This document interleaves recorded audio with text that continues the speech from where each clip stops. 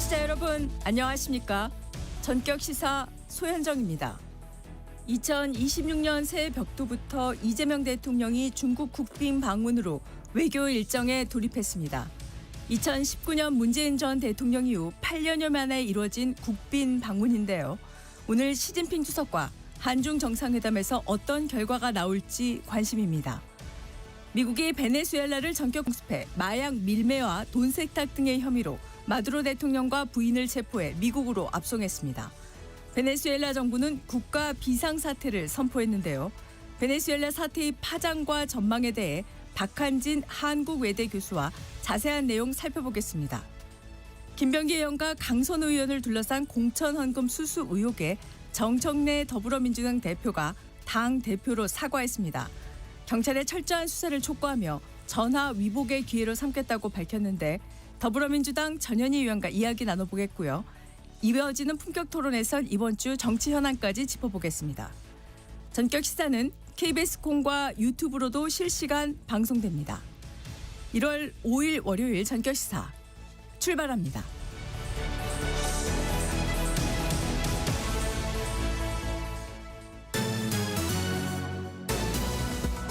네, 월요일 뉴스 브리핑 시작하겠습니다. 한국경제신문의 최영찬 기자 나와 있습니다. 어서 오십시오. 안녕하세요. 자, 트럼프 미국 행정부가 현지 시각 3일 베네수엘라 수도 카라카스를 전격 공습했는데 미 육군을 투입해서 마두로 베네수엘라 대통령 부부를 생포한 뒤 미국으로 강제 이송했죠. 예.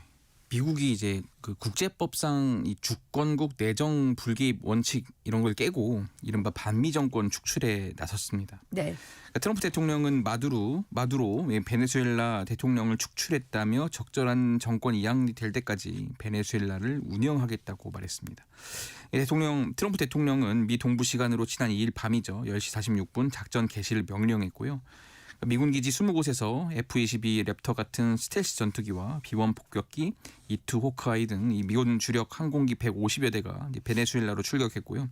새벽 1시 1분 마두로의 안전가옥에 도착해서 이 최정예 특수부대죠. 델타포스가 직접 투입됐습니다. 네. 침실에서 마두로 부부를 생포했고 미국으로 이송했는데요. 공개된 사진을 보면 눈과 귀는 가려지고 이 손은 결박당했습니다. 트럼프 대통령은 이번 공격을 설명하는 과정에서 마약 밀매 관련 논란뿐 아니라 이 베네수엘라 석유를 노린 것이라고 대놓고 말해서 지금 국제사회에 파장이 일고 있습니다. 네. 자, 베네수엘라 정부는 끝까지 항전할 태세인데 베네수엘라 부통령이 마두로 대통령이 유일한 대통령이라면서 미국에 협조하지 않겠다는 뜻을 분명히 했죠. 예, 베네수엘라 정부는 이 국가 비상사태를 선포하고 이 전 군과 민병대의 총동원령을 내렸습니다. 그러니까 무장 투쟁을 위한 방어 태세에 돌입한 건데요. 네. 미국이 마두로를 생포해 베네수엘라 밖으로 압송한 지 12시간 만에 이 베네수엘라 2인자 델시 로드리게스 부통령이 모습을 드러냈습니다. 로드리게스 부통령은 베네수엘라 대통령은 마두로 단 한 명뿐이라고 강조했고요.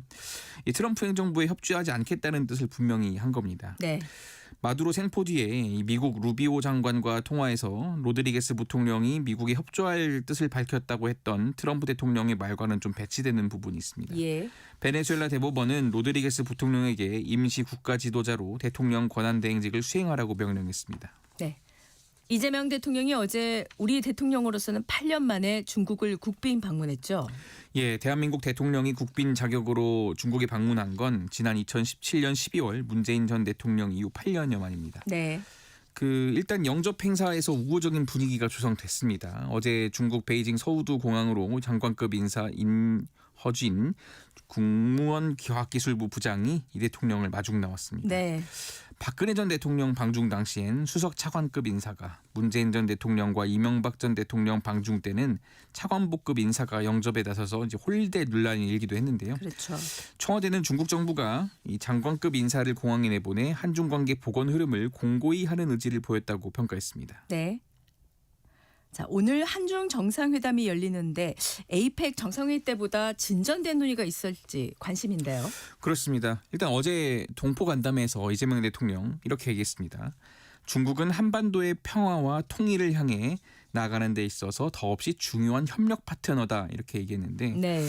아무래도 이번 정상회담에서 한반도 평화와 비핵화 문제에 대해서 좀 진전된 결과가 나올지 좀 관심이 가는 대목이고요. 네네. 또한 양 정상은 이 한한령이라고 하죠. 이 한류 제한령 관련해서 좀 완화 조치를 한다든지 또 서해 잠정 조치 수역에 설치된 구조물 문제라든지 또 한국의 핵추진 잠수함 도입 문제 등 이 현안도 함께 논의할 것으로 보입니다. 네. 자, 이런 상황에서 북한이 어제 아침 탄도미사일을 발사했죠. 예, 어제 오전 7시 50분쯤 올해 들어 첫 북한의 미사일 도발이 나왔습니다. 평양 일대에서 발사된 미사일은 동북 방향으로 약 900km 날아간 뒤 동해상에 떨어졌습니다. 우리 군은 이 북한판 이스칸데르로 불리는 단거리 탄도미사일 KN-23 계열의 이 극초음속 탄두를 장착한 화성 11마일 가능성에 무게를 두고 있습니다. 네.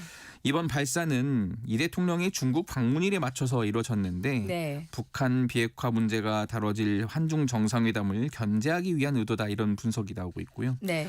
미국의 마두로 축출 직후 단행된 점도 주목되는데요. 북한 외무성은 베네수엘라 사태에 대해서 미국이 베네수엘라 주권을 난폭하게 유린했다면서 미국의 불량배적인 본성을 다시 확인했다 이렇게 비난했습니다. 네. 국내 정치권 소식 알아보겠습니다. 강선호 의원과 김병기 의원 두 의원이 연루된 공천 헌금 의혹에 대해서 국민의힘이 특검 수사가 필요하다면서 연일 공세 수위를 높이고 있죠. 예, 2022년 지방선거에서의 이 시의원 공천 둘러싸고 불거진 공천 헌금 의혹과 관련해서 국민의힘은 이 뒷배, 윗선 이런 단어를 동원해서 민주당을 겨냥한 공세에 나섰습니다. 네. 장동혁 국민의힘 원내대표가 어제 SNS에 이런 주장을 펼쳤습니다. 강선우 의원이 김경 서울시의원에게 1억 원을 돌려주고 끝났어야 할 일이 이 김경시 의원 단수 공천으로 이어졌다면서 네. 뒷배가 있었을 것이다 이렇게 주장을 한 겁니다. 그러면서 공천 헌금 묵인 의혹을 받고 있는 김병기 전 원내대표보다도 더 윗선일 것이라고 했는데요. 국민의힘은 공천 뒷거래를 수사할 특검을 도입하자고 거듭 요구했습니다. 또 지금 계속 연이어서 불거지는 게 김병기 의원의 그 지역구에서도 이 같은 공천 헌금 논란이 있었다 이런 건데 예. 이 과정에서 지금 김현지 청와대 제1부속실장 이름도 거론되고 있습니다. 네네. 김병기 의원이 공천 헌금을 받았다 돌려줬다는 동작구 구의원들의 탄원서를 당시 김병기 의원 옆 지역구인 이 동작을 이수진 이제 전 의원이죠. 네네. 이수진 전 의원이 이 이재명 대표 보좌관인 김현지 청와대 부속실장에게 전달을 했다는 겁니다. 네네. 이 관련 녹취도 있다 이렇게 주장이 나오고 있어서 지금 파장이 커지고 있습니다. 네. 자, 민주당에서는 공천 전반에 대한 전수조사 대신에 개인의 일탈 문제로 보고 있죠. 예, 조성래 민주당 사무총장이 어제 기자들과 만났습니다. 개별 인사들의 일탈 또 그로 인한 문제들이라고 보고 있기 때문에 전반에 대한 조사한다는 것은 현재로서는 생각하고 있지 않다고 선을 그었습니다. 네. 특검에 대해서도 생각하고 있지 않다고 했습니다. 정청래 대표는 이번 일을 전화위복 계기로 삼겠다면서 이 사건 연루자들은 무관용 원칙으로 조치했고 당이 취할 수 있는 상응한 징계 조치를 할 것이라고 했습니다. 네. 하지만 이 강선우 의원 탈당에 이어서 김병기 원내대표 또 이 김경 의원이 또 최근에 고액 후원을 한 것으로 지금 드러난 네. 안규백 국방부 장관 같은 여권 고위 인사들 이름이 연일 나오고 있어서 사태가 지금 어디까지 번질지 여권이 노심초사하는 분위기입니다. 네. 자, 더불어민주당 원내대표 보궐선거가 3선의 박정, 백혜련, 진성준, 한병도 의원 4파전으로 치러지게 됐네요. 예, 어제 마지막으로 한병도 국회 예산결산특별위원장이 출마 선언을 했습니다. 민주당과 국회, 청와대에서 두루 실력과 경험을 쌓았다 하면서 출사표를 던졌는데요. 네. 박정, 백혜련, 진성준, 한병도 의원 모두 이제 범친이명계, 친이재명계로 이제 분류돼서 개파색이 좀 엷다 이런 평가가 나오고 있습니다. 네. 사실 네 후보 모두 과거에는 이제 친문으로 분류됐다가 이제 이재명 대통령이 이제 당 대표가 되면서 친명계가 된 셈인데요. 네. 누가 더 청와대와 소통을 잘할 수 있느냐 이런 것이 이제 의원들 표심을 움직일 것으로 보입니다. 예.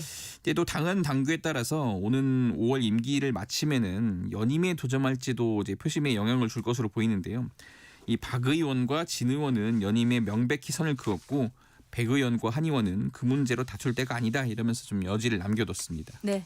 자, 이해운 기획예산처 장관 후보자 관련 의혹이 연일 제기되고 있어요. 폭언, 갑질 논란뿐만 아니라 이제는 땅 투기 의혹에 대해서도 또 나왔는데 상가 투기 의혹도 있고요. 예, 지금 이 후보자가 이제 미국 유학 중이던 1992년 본인과 남편 명의로 서울 지역 상가 5채를 매입한 뒤 약 4배 수익을 거두고 이를 처분했는데 투기 의혹과 관련해 자금 출처를 둘러싼 의문이 지금 제기되고 있습니다. 네.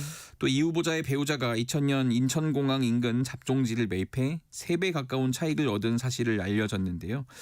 이 후보자는 일단 이 같은 의혹에 대해서 청문회 때 소명하겠다고 한 상태입니다. 네. 이 후보자에 대한 인사청문회 요청안이 오늘 중 국회에 제출되면 여야는 곧바로 청문회 일정 협의에 들어갈 예정인데요. 네. 아마 오는 19일 전후로 청문회가 열릴 전망입니다. 네. 관본권 띠지 분실과 쿠팡 퇴직금 사건 수사 무마 의혹을 수사하고 있는 안권섭 특별검사팀이 쿠팡 블랙리스트 공익제보자를 다시 불러 조사했어요. 예, 공익제보자 김준호 씨는 쿠팡 자회사가 근로자 등 16,000여 명의 개인정보와 취업 제한 자유 등이 적힌 일명 블랙리스트를 작성해 활용해왔다고 폭로했는데요. 네. 이 사건이 현재 경찰이 수사 중이었습니다. 네. 특검이 김 씨를 조사하기 위해 경찰로부터 수사자료 4본을 제공받았고요. 이에 특검이 이제 사건 본류인 퇴직금 미지급과 검찰 수사 무마 의혹을 넘어서 블랙리스트 사건까지 수사 범위를 넓힐 가능성이 제기되고 있습니다. 네. 특검은 퇴직금 미지급 관련이 있어 이 어떤 그 블랙리스트 의혹을 조사하는 것이라고 했고요. 네네. 아직은 경찰에게서 사건을 이관받지 않았다고 밝혔습니다. 경찰 관계자는 이미 수사가 마무리 단계에 왔고 특검의 사건을 넘길 이유가 없다 이렇게 선을 그었습니다. 네. 자, 월요일 뉴스 브리핑 한국경제신문 최영찬 기자였습니다. 고맙습니다. 감사합니다. 전격시사 듣고 계신 지금 시각은 7시 16분입니다. 이어서 교통정보 전해드리겠습니다.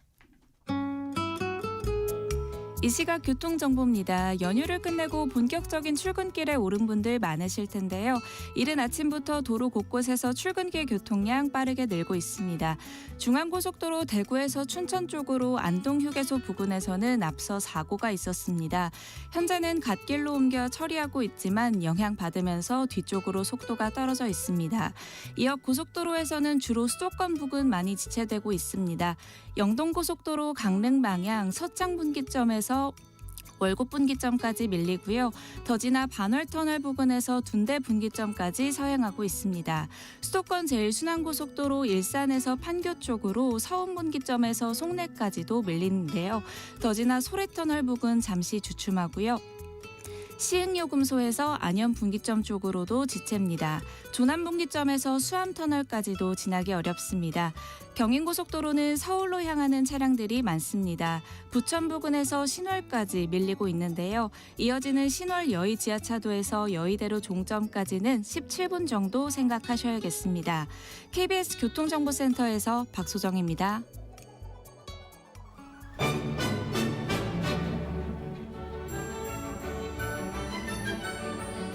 실시간 증시 현황과 전망을 발빠르게 전해드립니다.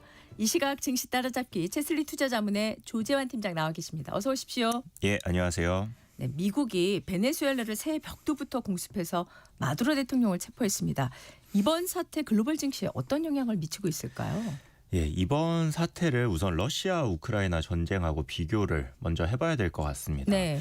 러우 전쟁의 경우에는 즉각적으로 에너지 공급망에 문제가 생기면서 가격 상승을 불러일으켰었는데요. 네. 이 미국이 가장 석유를 많이 사용하는 나라이기 때문에 그렇죠. 미국에 바로 타격이 있었습니다. 그런데 이번 미국의 베네수엘라 공격의 경우에는 이 장기적인 전쟁이 아닌데다가 실제로 경제나 증시에 미치는 영향은 부정적인 영향은 없을 겁니다. 네. 왜냐하면 이번 공격이 오히려 미국이 에너지 패권을 가져오기 위한 부분이라는 이런 배경도 좀 읽히는 부분이기 때문에요. 예. 그런데 반면에 심리적인 부분에서 증시에 영향을 미치는지를 확인해 볼 필요가 있었는데요. 네네. 이 사건이 일어난 이후에 우리나라 시간으로 일요일에 글로벌 증시가 열리는 곳이 4군데 있습니다. 예, 사우디아라비아, 쿠웨이트, 카타르, 이집트 이렇게 4군데입니다. 네. 보통 이렇게 주말에 글로벌 이슈가 있을 때는 이스라엘 증시를 보게 되는데 네네. 이스라엘 증시가 25년까지는 일요일에 열렸었는데 26년부터는 글로벌 스탠다드를 따르겠다 하면서 월요일부터 열리기 때문에 예, 예. 현재는 아까 말씀드린 4군데입니다. 네네. 그런데 이 나라들의 증시를 확인을 해봤더니 네. 사우디아라비아 증시만 소폭 하락을 하고 나머지는 다 보합권에서 움직여서 네네. 심리적인 영향이 주식시장에 미치는 영향이 별로 없었다. 네. 그리고 위험자산 선호 심리에 대한 반영이 가장 빠른 게 비트코인 시장인데요. 네네. 이 경우에도 큰 영향 없이 오르는 모습을 보여줘서 주식시장에 미치는 영향은 제한적으로 보고 있습니다. 네. 일단 글로벌 증시에 미치는 영향이 제한적이라는 말씀이시고, 자, 미국 시장을 가보겠습니다. 2026년 첫 거래일에 미국 증시 어떤 분위기였나요? 네, 미국 증시는 전반적으로 조심스러운 분위기 속에서 26년 출발을 했습니다. 전년도에 이미 강한 상승을 경험했던 이유라 투자자들이 적극적인 베팅보단 관망에 가까운 태도를 보였는데요. 장 초반에는 상승과 하락이 계속 반복되긴 했었는데 네. 방향성이 뚜렷하지 않았던 겁니다. 이 금리 상승에 대한 부담 그리고 높은 밸류에이션에 대한 경계감이 동시에 작용했기 때문이라고 생각을 합니다. 네네. 이 시장은 위험 회피보다는 아무래도 위험 관리 국면에 가깝다 이런 평가가 나오고 있거든요. 네네. 전반적으로는 연초 효과에 대한 기대보다는 현실적인 변수 점검이 우선시되는 출발로 평가할 수 있습니다. 자, 뉴욕 3대 지수 흐름 어땠을까요? 예, S&P 500 지수는 장중 변동성에도 불구하고 결국 0.2% 상승하면서 거래를 마쳤습니다. 반면 나스닥은 기술주 약세 영향 속에 보합권에서 머물렀는데요. 네. 다우 지수는 상대적으로 안정적인 종목 비중 덕분에 0.7%나 상승하면서 가장 견조한 모습을 보였습니다. 네네. 아무래도 성장주 그리고 가치주의 온도차를 보여주는 장면이었습니다. 이 기술주 비중이 높은 지수일수록 금리 상승에 더 민감하게 반응했다는 점이 확인된 하루이기도 했습니다. 네. 우리 시장 반도체 섹터의 바로미터인 필라델피아 반도체 지수가 4%로 크게 오르면서 장을 마쳤습니다. 네. 지금 앞서 말씀하셨지만 이 기술주하고요. 그리고 엔비디아를 포함한 빅테크 7개로 구성된 M7의 약세 원인은 뭘까요? 예, 기술주 약세의 핵심 배경은 금리 상승 그리고 실적 기대 조정입니다. 특히 M7이라고 부르는 이 종목들이 이미 높은 밸류에이션을 반영한 상태여서 작은 실망에도 주가가 민감하게 반응하기도 했고요. 네. 그리고 테슬라 실적 부진 소식이 투자 심리를 위축시키기도 했고요. 네. 그래서 아마존과 마이크로소프트도 동반 하락했습니다. 블룸버그 기준 매그니피선트 7 지수는 약 1% 하락했는데요. 2025년에 랠리를 주도했던 종목군에 대한 피로감이 드러난 것으로 해석할 수 있습니다. 네. 자, 금리에 민감한 기술주들이 하락했다고 하셨어요. 그런데 미국 국채는 왜 시장의 핵심 변수로 떠오른 걸까요? 미국 국채 금리가 주식의 할인율 역할을 하기 때문입니다. 네, 특히 금리가 빠르게 상승할 경우에는 주식의 상대적인 매력이 떨어지게 됩니다.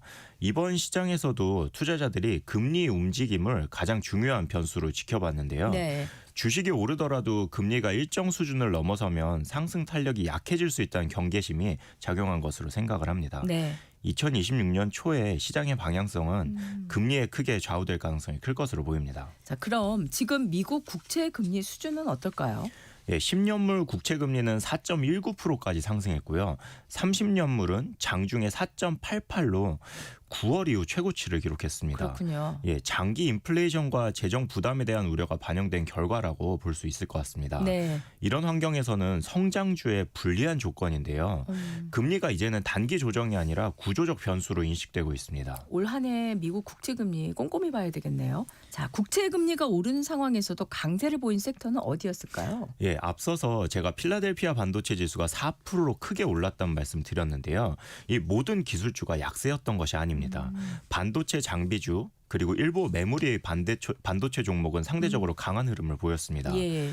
엔비디아와 마이크론이 대표적인데요. 마이크론은 10.5% 오르면서 $315를 기록했습니다. 네. 그리고 에너지, 산업재, 유틸리티 섹터도 상승세를 기록했습니다. 이런 현상은요. 고금리 환경에서도 실적 가시성이 있는 업종으로 자금이 이동하고 있음을 시사를 합니다. 네. 이 미국 시장 첫 영업일의 특징은 시장 내부에서 선별적 매수가 진행되고 있었다. 이렇게 볼 수 있을 것 같습니다. 네. 선별적 매수 얘기를 하셨는데 지금 보면 테슬라 실적 부진 소식이 있어요. 어떤 내용인가요? 예, 테슬라 주가가 4분기 차량 인도량이 시장 평균 예상치를 하회했다는 발표 이후 하락했습니다. 네. 2.6% 하락하면서 $438를 기록을 한 겁니다. 이 단순히 분기 실적 부진을 넘어서 성장 둔화 우려를 자극한 것으로 평가합니다. 네네. 특히 BYD가 연간 판매량에서 테슬라를 넘어설 가능성이 부각이 되면서 경쟁 구도 변화가 주목받기도 했습니다. 네네. 전기차 시장 전반의 가격 경쟁 심화도 부담 요인인데요.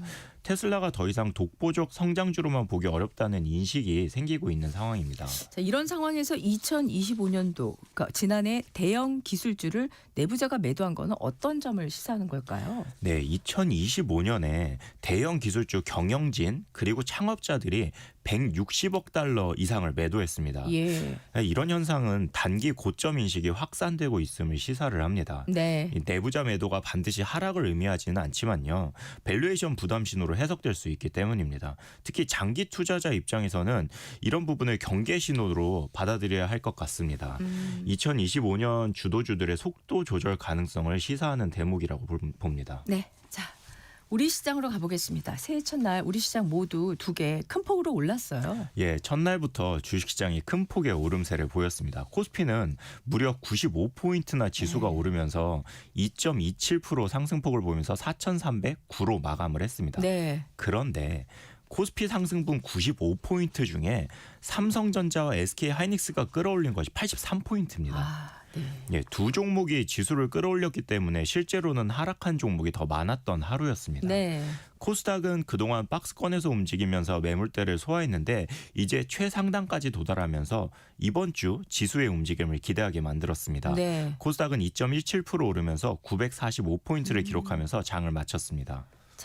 삼성전자가 큰 폭으로 오르는 하루였는데 시티그룹에선 삼성전자 목표가를 상향했어요. 예, 시티그룹이 2026년 삼성전자의 영업이익을 155조로 전망하면서 목표 주가를 20만 원으로 상향했습니다. 네. 26년에 일반 서버 메모리 가격 상승폭이 더 가팔라질 것이라고 예측을 한 건데요. 네. 기존 디램의 ASP 성장률 전망치를 기존 91%에서 144%로 높인 겁니다. 그러면서 26년과 27년 영업이익 전망치를 각각 35%씩 상향 조정한 겁니다. 네. 자, 오늘 오후 한중 정상회담을 앞두고 있습니다. 증시에도 영향이 있을까요? 예, 아무래도 첫 번째로는 엔터 산업이 바로 반응할 것으로 보입니다. 예. 홍콩에서 진행되는 드림 콘서트에 중국 내 실시간 방영 소식도 있고요. 네. 그리고 중국 내 콘서트 이야기도 들려오고 있는 상황입니다. 네. 다른 측면으로 보자면 삼양식품이 중국 내 불닭볶음면의 침투율이 1선 도시는 3%에서 4%대. 그런데 3선 도시 이하 침투율이 7에서 8% 수준으로 더 높습니다. 네. 이게 이유를 보면 네네. 저선 도시일수록 매운맛이나 자극적인 맛에 대한 선호도가 높기 때문이라고 알려져 있는데요. 네네. 한중 관계가 개선될수록 중국을 향한 불닭볶음면의 유통에 대한 기대가 커질 수뿐이 없는 대목입니다. 엔터에서 식품 산업까지요. 네. 예. 자, 2025년 우리나라 수출액이 사상 처음 7천억 달러를 넘어섰는데 올해 전망은 어떨까요? 예, 25년 12월 수출액이 시장 예상치였던 8.5%를 상회한 이유가 반도체 수출 증가율이 단가 상승에 힘입어서 지속적으로 높아졌기 때문인데요. 네. 25년의 수출 실적의 상승세를 보면 26년에 어떤 섹터에 힘을 실어야 할지 알 수 있습니다. 지속적으로 수출 상승세를 보이고 있는 반도체, 조선, 그리고 바이오 섹터 쪽이 26년에도 좋은 성적을 낼 것으로 전망합니다. 네. 자, 월요일 주식시장 흐름도 알려주시죠.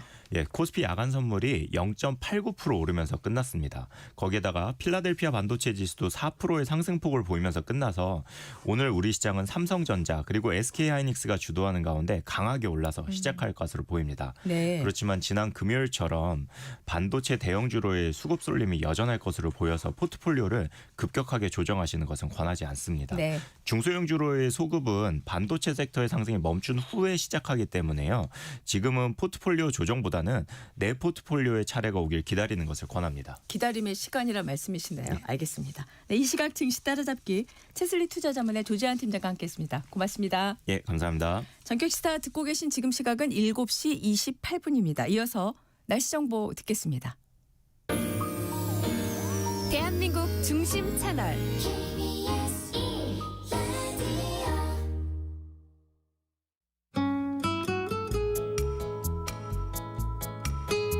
네, 월요일 날씨 이설아 기상캐스터와 함께 알아보겠습니다. 어서 오십시오. 네, 안녕하세요. 오늘 절기상 소환이에요. 네. 강추위니까 좀 누그러졌어요. 네, 소환은 24절기 가운데 23번째 절기로 이름은 작은 추위지만 실제 우리나라에서는 소환 무렵이 가장 춥습니다. 네. 그래서 소환의 추위는 꿔서라도 한다. 대한이 소환 지배가 얼어 죽는다와 같은 속담이 네. 전해집니다. 네. 그런데 오늘은 큰 추위는 없습니다. 네. 서울은 오늘 아침 영하 3.9도로 오히려 평년보다 기온이 높은데요. 한낮에도 서울이 영상 3도, 2도, 춘천과 청주가 3도, 광주와 대구는 6도로 1월 초에 평년 기온과 비슷하겠습니다. 네.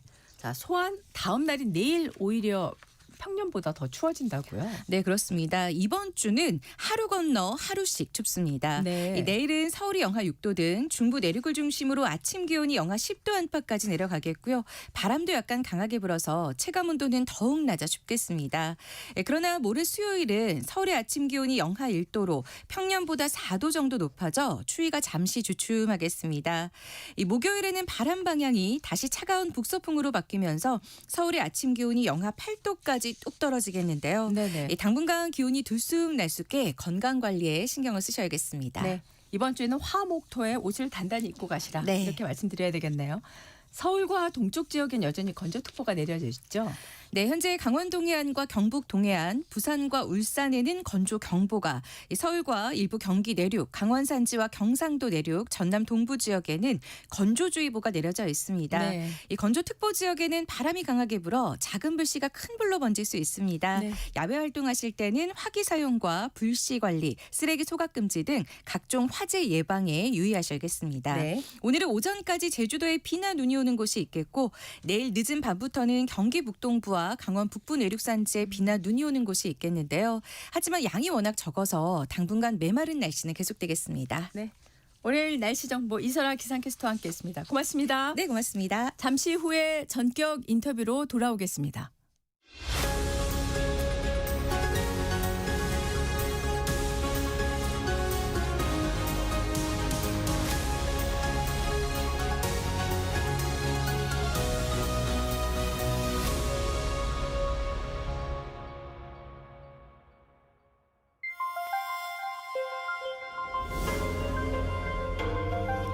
KBS 1라디오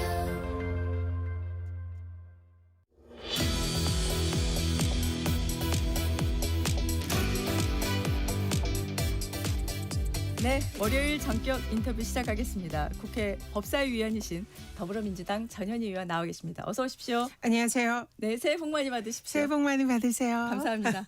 자, 새해가 열렸는데 지금 특검법을 둘러싼 여야 협상이 교착 상태라고 봐야 될 것 같아요. 그런데 네. 오늘 오후에 국회 법제사법위원회가 열리지 않습니까? 언론에서는 새해 첫 여야의 전장이 될 것이다 이런 전망을 하고 있는데 자 오늘 열리는 법사위에서요. 통일교 특검법 2차 종합특검법을 예정대로 추진하시는 건가요? 일단 2차 특검법은 민주당에서 네. 올해 가장 민주당의 1호 법안으로 추진을 하고 있고요. 네. 그래서 오늘 강력히 민주당의 법사위원들 중심으로 네. 법이 통과될 가능성이 매우 높습니다. 네.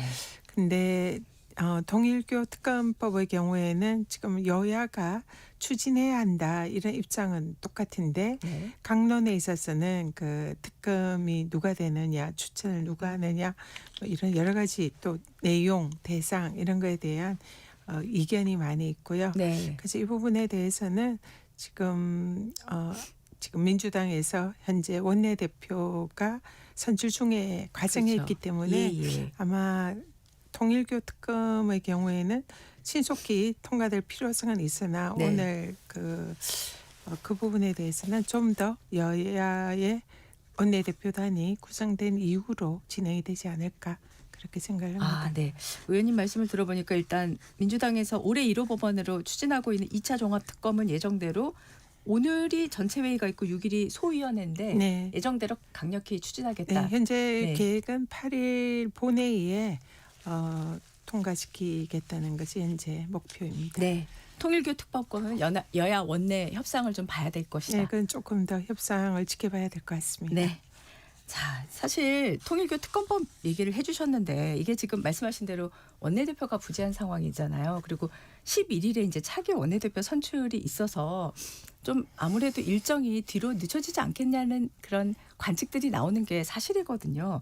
그럼 혹시 11일 차기 원내대표 선출 이후로 통일교 특검법안은 좀 늦춰질 수도 있을까요? 어떨까요? 통일교 특검법이 네. 일단 국민의힘에서도 네. 통과 필요성이 있다라고 하는 입장이지 않습니까? 네. 그렇기 때문에 만약에 국민의힘이 통일교 특검법에 아예 이제 반대를 한다면은 뭐 그랑 상관없이 또 통과를 시킬 수도 있지만 네. 그러나 국민의힘 쪽에서도 필요성에 대해서는 인정을 하고 있기 때문에 네네. 여야 협상의 여지가 지금 있는 사안이고요. 네. 그렇기 때문에 이 부분에 대해서는 야당을 존중하는 의미에서도 서로 협의를 통해서 특검법이 통과될 수 있도록 하는 것이 맞지 않겠나 네. 그런 이제 대체적인 생각입니다. 알겠습니다. 네.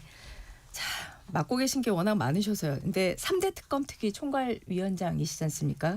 지난해 말로 이제 3대 특검은 종료가 됐고 이번 주에는 윤석열 전 대통령 내란 우두머리 혐의 사건에 대해서 특검 구형량이 나올 전망인데 구형량은 어떻게 예상하세요? 지금 내란 혐의의 경우에는 법정형이 사형, 무기징역, 무기금고 네. 이 세 가지밖에 없습니다. 예. 그렇기 때문에 검찰로서는 이 세 가지 형 중에 구형을 할 가능성이 높은데요. 네.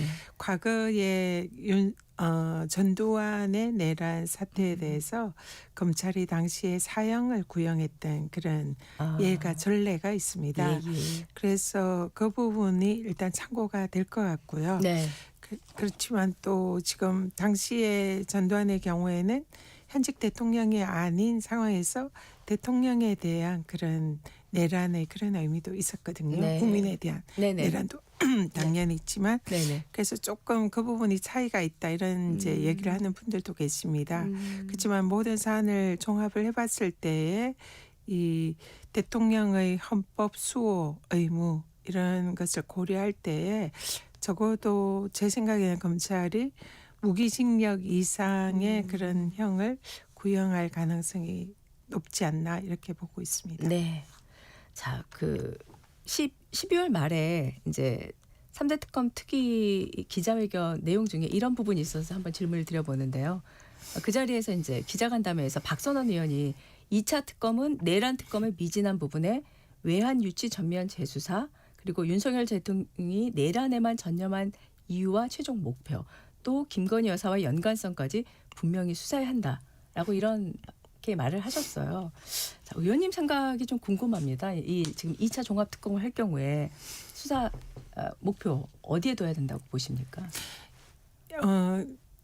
1차 특검이 효능감 있게 또 진행이 됐고 많은 성과도 있었습니다. 그러나 수사의 미진한 부분 그리고 진실이 밝혀지지 않은 부분들이 또 꽤 많은 것도 사실이고요.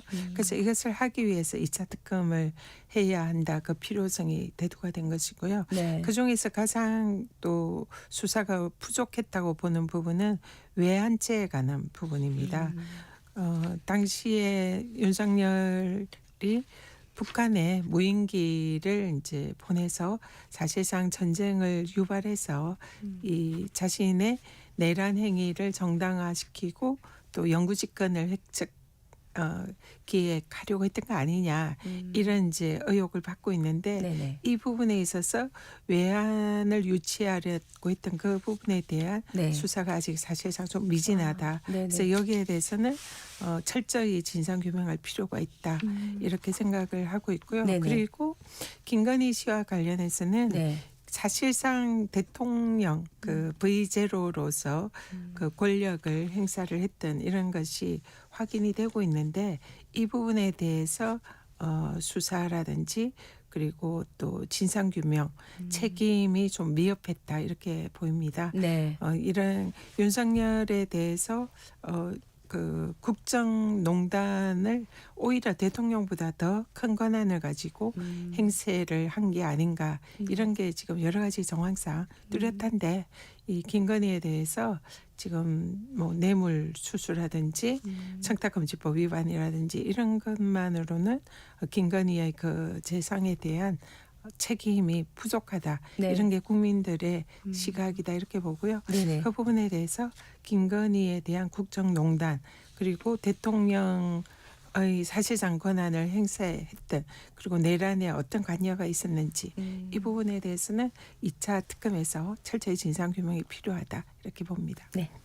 자, 내란 전담 재판부법이 국무회에서 의결이 됐고요. 지금 법원에서는 이 내란 전담 재판부 설치를 위한 본격적인 준비에 이제 나서야 하는 상황 아닙니까? 자, 사법부가 이 내란 재판부법 제대로 실행하기 위해서 어떻게 해야 된다고 보십니까?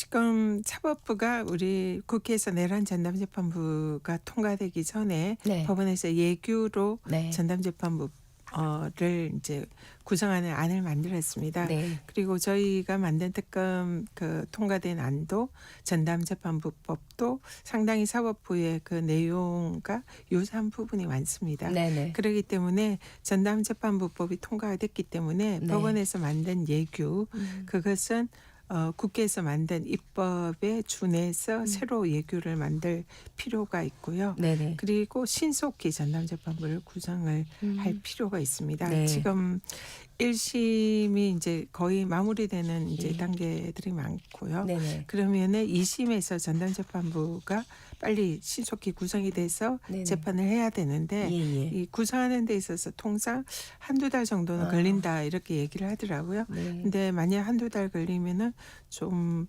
신속하게 판결이 선고가 돼서 재판이 진행되는 그런 이제 재판들이 2심에서 전담재판부가 구성이 된 이후에 진행이 돼야 되기 때문에 네. 신속한 예규 제정과 전담재판부 구성 이것이 굉장히 시급하다 네. 이렇게 보고 있습니다. 신속한 재판을 강조하셨는데 지금 사실 윤 전 대통령 중에서는 위헌이라고 반발하고 있지 않습니까?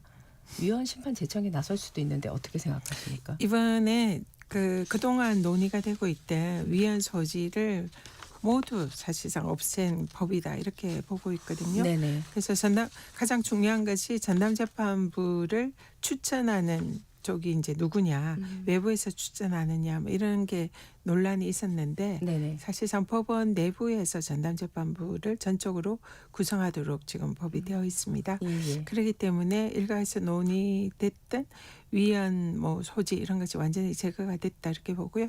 또 무엇보다 재판이 시작되기 전에 재판부를 사전에 구성해야 되는데 그런 부분에 있어서도 2심에서 전담재판부를 구성을 하도록 했기 때문에 네네. 이 부분도 위헌 소지가 사라졌습니다. 그렇기 때문에 위헌이라고 할 만한 그런 이제 핑계를 댈 만한 것이 거의 법에서 사라졌기 때문에 네네. 아무리 윤석열 측에서 재판 지연을 위해서 이 법 기술로 위헌이다 그리고 위헌 심판 제청을 하더라도 그 권한은 결국 법원에 있거든요. 네. 그래서 법원이 아까도 말씀드렸지만 법원 예규에 거의 준해서 재판부법이 만들어졌기 때문에 네. 위헌 제청이 돼서 헌재로 갈 그런 여지는 거의 없다 이렇게 봅니다. 알겠습니다. 야, 새해 접어들면서 지금 공천 헌금 논란과 관련해 김현지 부속실장 이름이 지금 언론에 거론되고 있습니다. 뭐 잘 아신 내용이지만 이수진 전 의원이 그 탄원서를 그러니까 김병기 의원이 공천 헌금을 수수했다는 의혹이 담긴 탄원서를 2023년 말에 당시 이재명 당 대표실에 있던 김현지 보좌관에게 전달했다. 이렇게 밝혔는데 또 이번에는 녹취가 있다라는 인터뷰를 어떤 매체와 했습니다. 자, 이렇게 취재를 쭉 보니까 당 지도부에서 김병기 의원의 공천 헌금 의혹을 인지하고도 조치를 취하지 않은 채 뭉갰다라고 읽히는데요. 어떻게 보십니까? 이 의혹 제기에 대해서. 일단 그 의혹 제기가 사실인지부터 진상이 규명이 돼야 될 것 같습니다. 네. 일단 당을 떠나신 분이고요. 네. 여러 가지로 민주당에 대해서 이제 좋지 않은 감정을 가지고 계실 것으로 보이는 네. 분께서 하시는 말씀을 어느 정도까지 믿을 수 있는지 그래서 이 부분에 대한 진상 파악이 좀 더 우선이 돼야 될 것 사실 같고요. 파악이 우선이고. 네. 네. 그리고 말씀하신 그 부분도 좀 상당히 좀 당의 시스템과는 좀 차이가 있는 이런 부분인 것 같습니다. 네. 그 국회의원의 보좌관 그리고 또 당 대표로서의 그것을 시스템을 또 보좌하는 직원들은 좀 사실은 별개로 구성이 되어 있거든요. 그렇기 때문에 그런 사안에 관해서는 대표에게 전달을 했다는 취지인 것 같은데요. 네네. 그렇다면은 그 대표실에 있는 정무직 직원들에게 전달했을 가능성이 높고 네. 그런 경우에는 이제 통상 시스템에 의해서 처리가 되기 때문에 네네. 이 부분에 대해서도 민주당의 시스템과는 조금 다른 말씀을 하시는 것 같아서 네. 조금 사실관계 파악이 필요하다 이렇게 봅니다. 네네. 자, 오늘부터 이제 김병기 전 원내대표에 대한 경찰 수사가 이제 본격적으로 진행되지 않습니까? 오후에 이제 정의당 이상욱 서울 강서구 위원장이 경찰에 이제 출석을 하는 것으로부터 시작이 하는데 지금 사실 경찰이 수사하는 의혹만 10개가 넘어요. 정청래 대표가 이번 사태에 대해서 사과를 했는데 지금 박지원 의원이 김 전 원내대표의 김병기 의원의 선당무사를 강조했거든요. 자, 탈당과 같은 김병기 전 원내대표의 거취 결단이 필요할까요? 어떻게 보십니까? 굉장히 좀 안타깝고 또 어쨌든 민주당에 또 제가 지도부를 했던 입장에서는 국민 여러분께 참으로 송구하다라는 이런 말씀부터 먼저 드리고 싶습니다. 근데 이 사안에 대해서 민주당의 이 지방선거의 공천 시스템 전반에 관한 이런 이제 문제가 있다는 식의 말씀은 일단은 그건 아니다라는 말씀을 드리고요. 네. 이 사안은 거기에 이제 관여했던 개인의 일탈에 관한 부분이다 이렇게 생각을 합니다. 네. 근데 그 부분도 아직 정확하게 사실관계가 확인이 되지 않은 게 많고요. 네. 그래서 일단은 당사자가 관련 의혹을 다 부인을 하고 있는 상황이고 경찰에 또 수사가 진행이 됐기 때문에 네네. 그 부분을 조금 지켜봐야 하지 않을까 그렇게 생각합니다. 네. 국민의힘에서는 특검 도입을 주장하고 있지 않습니까? 어떻게 생각하십니까? 는 너무 이것을 자신들의 선거에 연결시켜서 유리한 국면으로 만들기 위한 그런 정쟁으로 삼겠다는 이런 의도가 너무 명확히 드러나는 네. 그런 이제 발언이다 이렇게 보고 있고요. 네네. 이 사안은 우리가 아까도 말씀드렸지만 민주당의 공천 시스템의 문제가 아니라 네. 개인적인 문제로 볼 수밖에 없는 거고요. 네네. 그 부분에 대해서 특검으로 가자는 것은 네. 이런 사안에 대해서 자신들의 지방선거에 유리한 고지를 또 선점하기 위한 이런 정쟁의 수단이다. 그래서 좀 그런 가치가 없는 발언이다. 이렇게 봅니다. 네. 지금 또 이해운 기획예산처 장관 후보자에 대한 추가 의혹이 계속 나오고 있습니다. 여러 의혹들, 부동산 투기 의혹, 뭐 이번에는 뭐 대부업에 아들과 배우자가 투자했다는 정황이 있다는 보도도 있고요. 그러니까 의혹이 또 계속 나오고 있어요. 민주당 요구 내부에서도 이제 사퇴 요구가 이제 나오고 있는데 의원님은 어떻게 생각하십니까? 지금 나오는 여러 가지 의혹에 대해서 굉장히 좀 당혹스러운 것은 사실이고요. 국민들께서도 많은 의문을 가지고 있고 또 여러 가지 검증을 제대로 해야 된다. 이런 이제 목소리가 당에서도 나오고 있는 것은 사실입니다. 그렇지만 이 사안이 지금 일단은 대통령께서 통합과 실용의 그런 인사로서 그런 국정 철학에 대한 대통령의 인사권에 관한 문제다. 이렇게 보고 있고요. 네. 그래서 그 부분에 대해서는 인사 검증을 통해서 차차 규명을 해서 국민들의 결정에 따르는 게 맞지 않나 이렇게 봅니다. 네. 어떤 보도를 보니까 당에서 이해운 후보자 관련해서 함고령을 내렸다는 말이 있던데 사실입니까? 그런 건 없고요. 어제 아마 우리 조성래 사무총장께서 네네. 기자회견을 하면서 네. 대통령의 인사권을 존중하고 그리고 또 인사검증 에서 차후에 이게 이제 밝혀질 일이니까 네네. 그 부분에 대해서 당에서는 조금 발언을 자제해 주는 게 좋지 않겠냐 이런 개인적인 의견을 말씀하신 네. 게 조금 와전이 된 게 아닌가 싶습니다. 알겠습니다. 네. 네. 자, 11일에 주말에 또 이제 선거가 있지 않습니까?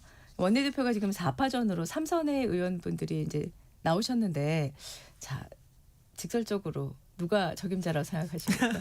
또 투표권을 가지셔서 말씀을 제가 안 될까요? 이번 연말 연시를 기해가지고요 후보분들 네. 전화 많이 하시더라고요. 아, 선거운동 열심히 하시고. 예. 근데 전화 받을 때마다 그리고 대화를 할 때마다 아 이분이 적임자구나. 이분이 되시면 좋겠다 이런 네. 생각을 다 들 정도로 네. 굉장히 다들 훌륭한 분들이신 것 같습니다. 네네. 그래서 뭐 제가 그 중에서 꼭 누가 돼야 되겠다 되면 좋겠다는 말씀을 공개적으로 드리기는 모든 후보들에게 예의가 아니다 싶고요. 네. 어쨌든 한 분 한 분이 굉장히 네. 훌륭하고 네. 지금 우리 또 여러 가지 당 상황에서 네. 이런 어려운 상황을 수습하고 또 이재명 정부의 잘 지원을 하면서 민주당을 이끌어 나갈 수 있는 역량을 갖춘 분이다 이런 생각이 들었습니다. 그렇지만 우리가 이번에 이제 원내대표가 임기가 4개월 내지 5개월 정도밖에 되지 않는 예, 예. 그런 짧은 임기 동안 당의 지금 여러 가지 상황을 수습하고 또 무엇보다 내란을 종식하는 이 3대 특검 이 과제를 잘 마무리하고 또 새로운 이재명 정부의 성장과 회복을 당에서 잘 뒷받침해야 하는 매우 막중한 책임을 가지고 있습니다. 그래서 이런 부분에 당정층과 잘 소통하면서 당을 잘 이끌 수 있는 그런 후보가 어느 분이든지 잘할 수 있겠다 그런 생각을 합니다. 네. 야당과의 관계 설정은 새 원내대표가 어떻게 해야 된다고 생각하십니까? 국회가 여당만 이렇게 갈 수 있는 그런 곳은 아니고요. 어쨌든 전 국민을 대상으로 민의를 대변해야 되기 때문에 야당과의 협치나 관계 설정도 매우 중요하다. 네. 그렇게 생각하고요. 그래서 민주당의 이제 새 원내대표가 선출이 되면 또 야당을 존중하면서 또 우리 협치의 파트너로서 할 수 있는 그런 관계가 설정이 되기를 희망을 합니다. 네. 새해가 되니까 이제 여론조사가 모든 매체에서 다 나왔어요. 의원님 이름도 거론이 됐고요. 자, 지난달 저희 프로에서 준비 과정에서 서울시장 출마 판단해 봐야 될 것 같다고 하셨는데 어떻게 새해 결심하셨습니까? 제가 최고위원을 사퇴를 했잖아요. 네. 최고위원을 사퇴를 한 이유는 다들 아시겠지만 이 지방선거 서울시장에 출마를 하기 위해서는 법정 기한 내에 사퇴를 해야 되기 때문에 사퇴를 한 것입니다. 네. 그래서 서울시장을 출마하겠다는 결심은 이미 이제 새 연휴를 전후해서 결심을 했고요. 결심하셨군요. 예, 그렇지만 중요한 것은 네. 서울을 경영할 수 있고 서울 시민을 섬길 수 있는 그런 실력이 갖춰졌느냐 그리고 그것을 하기 위한 충분한 준비가 되어 있느냐 네. 이것이 중요하다 생각합니다. 네. 그리고 또 실제로 민주당의 후보로서 서울시 선거에서 승리할 수 있느냐 이것을 이제 갖추는 것이 매우 중요하다. 그래서 그것을 그냥 나 출마할 거야 나 뽑아줘 이런 식의 태도가 아니라 네. 그런 우리 서울 시민들에 대한 그런 준비가 되어 있는 네. 그런 것을 갖춘 후보라는 것을 스스로 검증하고 또 스스로 네. 인정할 수 있어야 한다 그렇게 생각하고요. 그러기 위해서 지금 계속 준비를 하고 있고 네. 공부를 하고 있고 네. 또 실력을 이렇게 갖추고 있는 그런 과정이다. 네. 라는 말씀드립니다. 공식화하는 시기를 그러면 구정 전, 설 연휴 전으로 기대해도 될까요? 네, 어떻습니까? 지금 현재는 뭐 그런 시기 정도로 지금 계획을 하고 있고요. 네네. 준비가 됐다. 이제는 제가 서울시장으로서 우리 서울 시민들 앞에 당당히 보고할 수 있다라는 결심이 있으면 그때 출마 선언을 하도록 하겠습니다. 네. 지금 당내 경쟁자들이 많으세요. 네. 네, 거론되는 분이 10명이 넘거든요. 자, 본인만의 강점을 뭐라고 얘기하실 수 있을까요? 지금 서울이 당면에 있는 과제들이 매우 많습니다. 그중에서 제일 중요한 사안이 서울의 양극화, 그래서 강남북의 불균형 문제 네. 이런 부분이 굉장히 이제 문제다 생각하고요. 그리고 또 이 서울의 이런 여러 가지 성장과 발전 이 과정에서 우리 서울 시민들이 사실상 소외되어 있고 존중받지 못하고 있는 이런 부분. 그래서 가장 서울 시민들이 이 서울의 그 화려한 발전 속에서 시민이 주인공이 돼야 되는데 그게 아닌 그런 소외되어 있는 이런 부분. 네네. 그래서 이런 부분에 대한 그것을 해결할 수 있는 네네. 그런 후보가 매우 필요하다 그렇게 생각이 들고요. 네네. 또 민주당이 그동안 선거에 이제 서울시장 선거에서 번번이 패배를 한 경우가 많은데요. 그 경우가 대부분 이 강남권에서 민주당이 인정받지 못하고 표를 제대로 얻지 못했던 그런 뼈아픈 이런 이제 과거들이 있습니다. 그렇기 때문에 이 강남권에서 민주당이 인정받고 표를 또 더 받고 당연히 또 강북권에서도 강북 주민들을 또 존중하고 네. 강북의 발전도 이끌어야 되지만 강남에서 또 표를 가져오는 게 매우 중요한 과제다 이렇게 생각을 하고요. 그래서 이런 강남과 강북을 모두 아우를 수 있는 그런 후보가 우리 민주당의 필승 후보가 아닌가 생각을 하고요.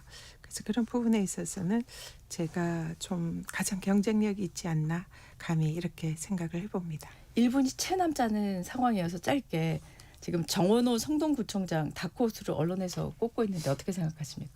네, 아주 뭐 제가 같은 지역구에 이제 제가 국회의원이고 우리 네. 지역구의 구청장이거든요. 그래서 뭐 훌륭한 후보다 생각하고요. 그런 부분에 있어서는 지금 충분히 우리 또 함께 경쟁하는 그런 분이다 이렇게 생각을 합니다. 그렇지만 지금 아직 그동안 이제 여러 가지 중앙 무대에서의 이 경험의 이제 부족과 그리고 또 실제로 이런 정치인으로서 검증되지 않은 부분 이런 부분에 있어서는 앞으로 서로 선의의 경쟁을 하면서 함께 서울시의 승리를 위해서 함께 할 수 있는 이런 좋은 파트너다 이렇게 생각합니다. 네, 두 분 레이스 기대해 보겠습니다. 지금까지 전현희 더불어민주당 의원과 말씀하셨습니다. 고맙습니다. 네, 감사합니다. 장벽 시사 잠시 후 품격 토론으로 돌아오겠습니다.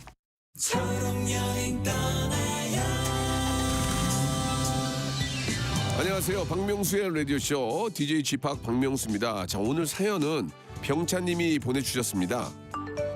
2026년 1월 1일 저는 오래 품어온 꿈을 이루었습니다.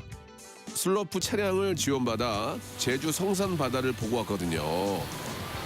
휠체어도 쉽게 지나갈 수 있는 해변 데크길에서 2026년에 첫 태양을 마주하니까 벅찬 감동이 밀려오더라고요.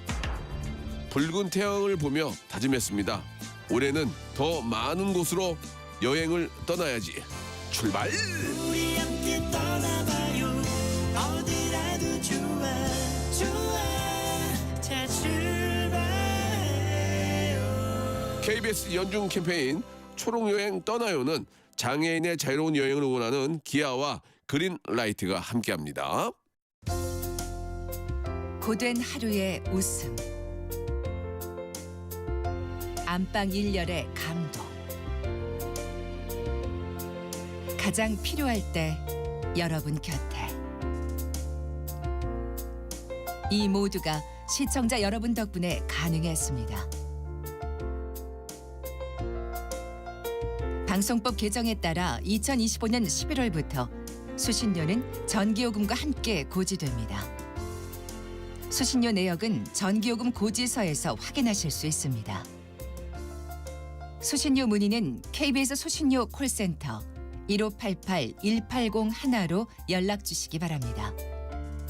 KBS는 언제나 여러분의 소중한 일상과 함께합니다. 수신료의 가치를 실현합니다. 여러분의 KBS.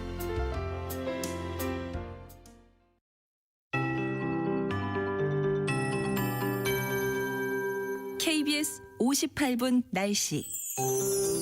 오늘 작은 추위란 의미를 지닌 소한이란 절기입니다. 현재 서울이 영하 4.5도, 내일은 영하 6도의 최저기온 예보 나와 있습니다. 새해 첫날만큼 매서운 한파는 아니지만 그래도 춥습니다. 오늘도 중북부 지역은 영하 10도대고 내일은 중부 내륙 거의 전체적으로 영하 10도 안팎까지 떨어지면서 더 추워집니다. 양일간 낮 기온은 영상을 유지하면서 반짝 추위의 성격이 짙지만 건강 관리에 유의하셔야겠습니다. 서울 내 수도권도 건조하지만 동쪽과 일부 경남 지역 건조 경보로 특보 단계가 높습니다. 이 당분간 동쪽 지역 위주로 대기가 매우 건조하겠습니다. 내일부터 동해안과 강원 산지에 강풍 예보까지 있어서 화재 예방에 더욱 신경 쓰셔야겠습니다. 강풍은 그 자체도 주의해야 하지만 화재 위험을 높이기 때문에 두 가지 요소들에 대한 정보 다 챙기시는 게 좋겠습니다. 오늘 대체로 맑겠고요. 남부 지방은 오전까지, 제주는 오후까지 흐린 가운데 오전까지 제주 산지에는 1에서 5cm의 눈이 쌓일 걸로 보여서 각별한 주의가 필요하겠습니다. 오늘 아침까지 호남권의 안개가 짙겠고요. 대부분 해상의 물결이 3m 안팎으로 높겠습니다. 또한 내일까지 동해안의 너울성 파도가 높아서 이 점 참고하셔야겠습니다. 오늘 낮 기온 0도에서 9도 분포로 대구, 강릉 6도, 서울 2도, 전주 5도로 예상됩니다. 지금 서울의 기온은 영하 4.5도입니다. 강혜종입니다.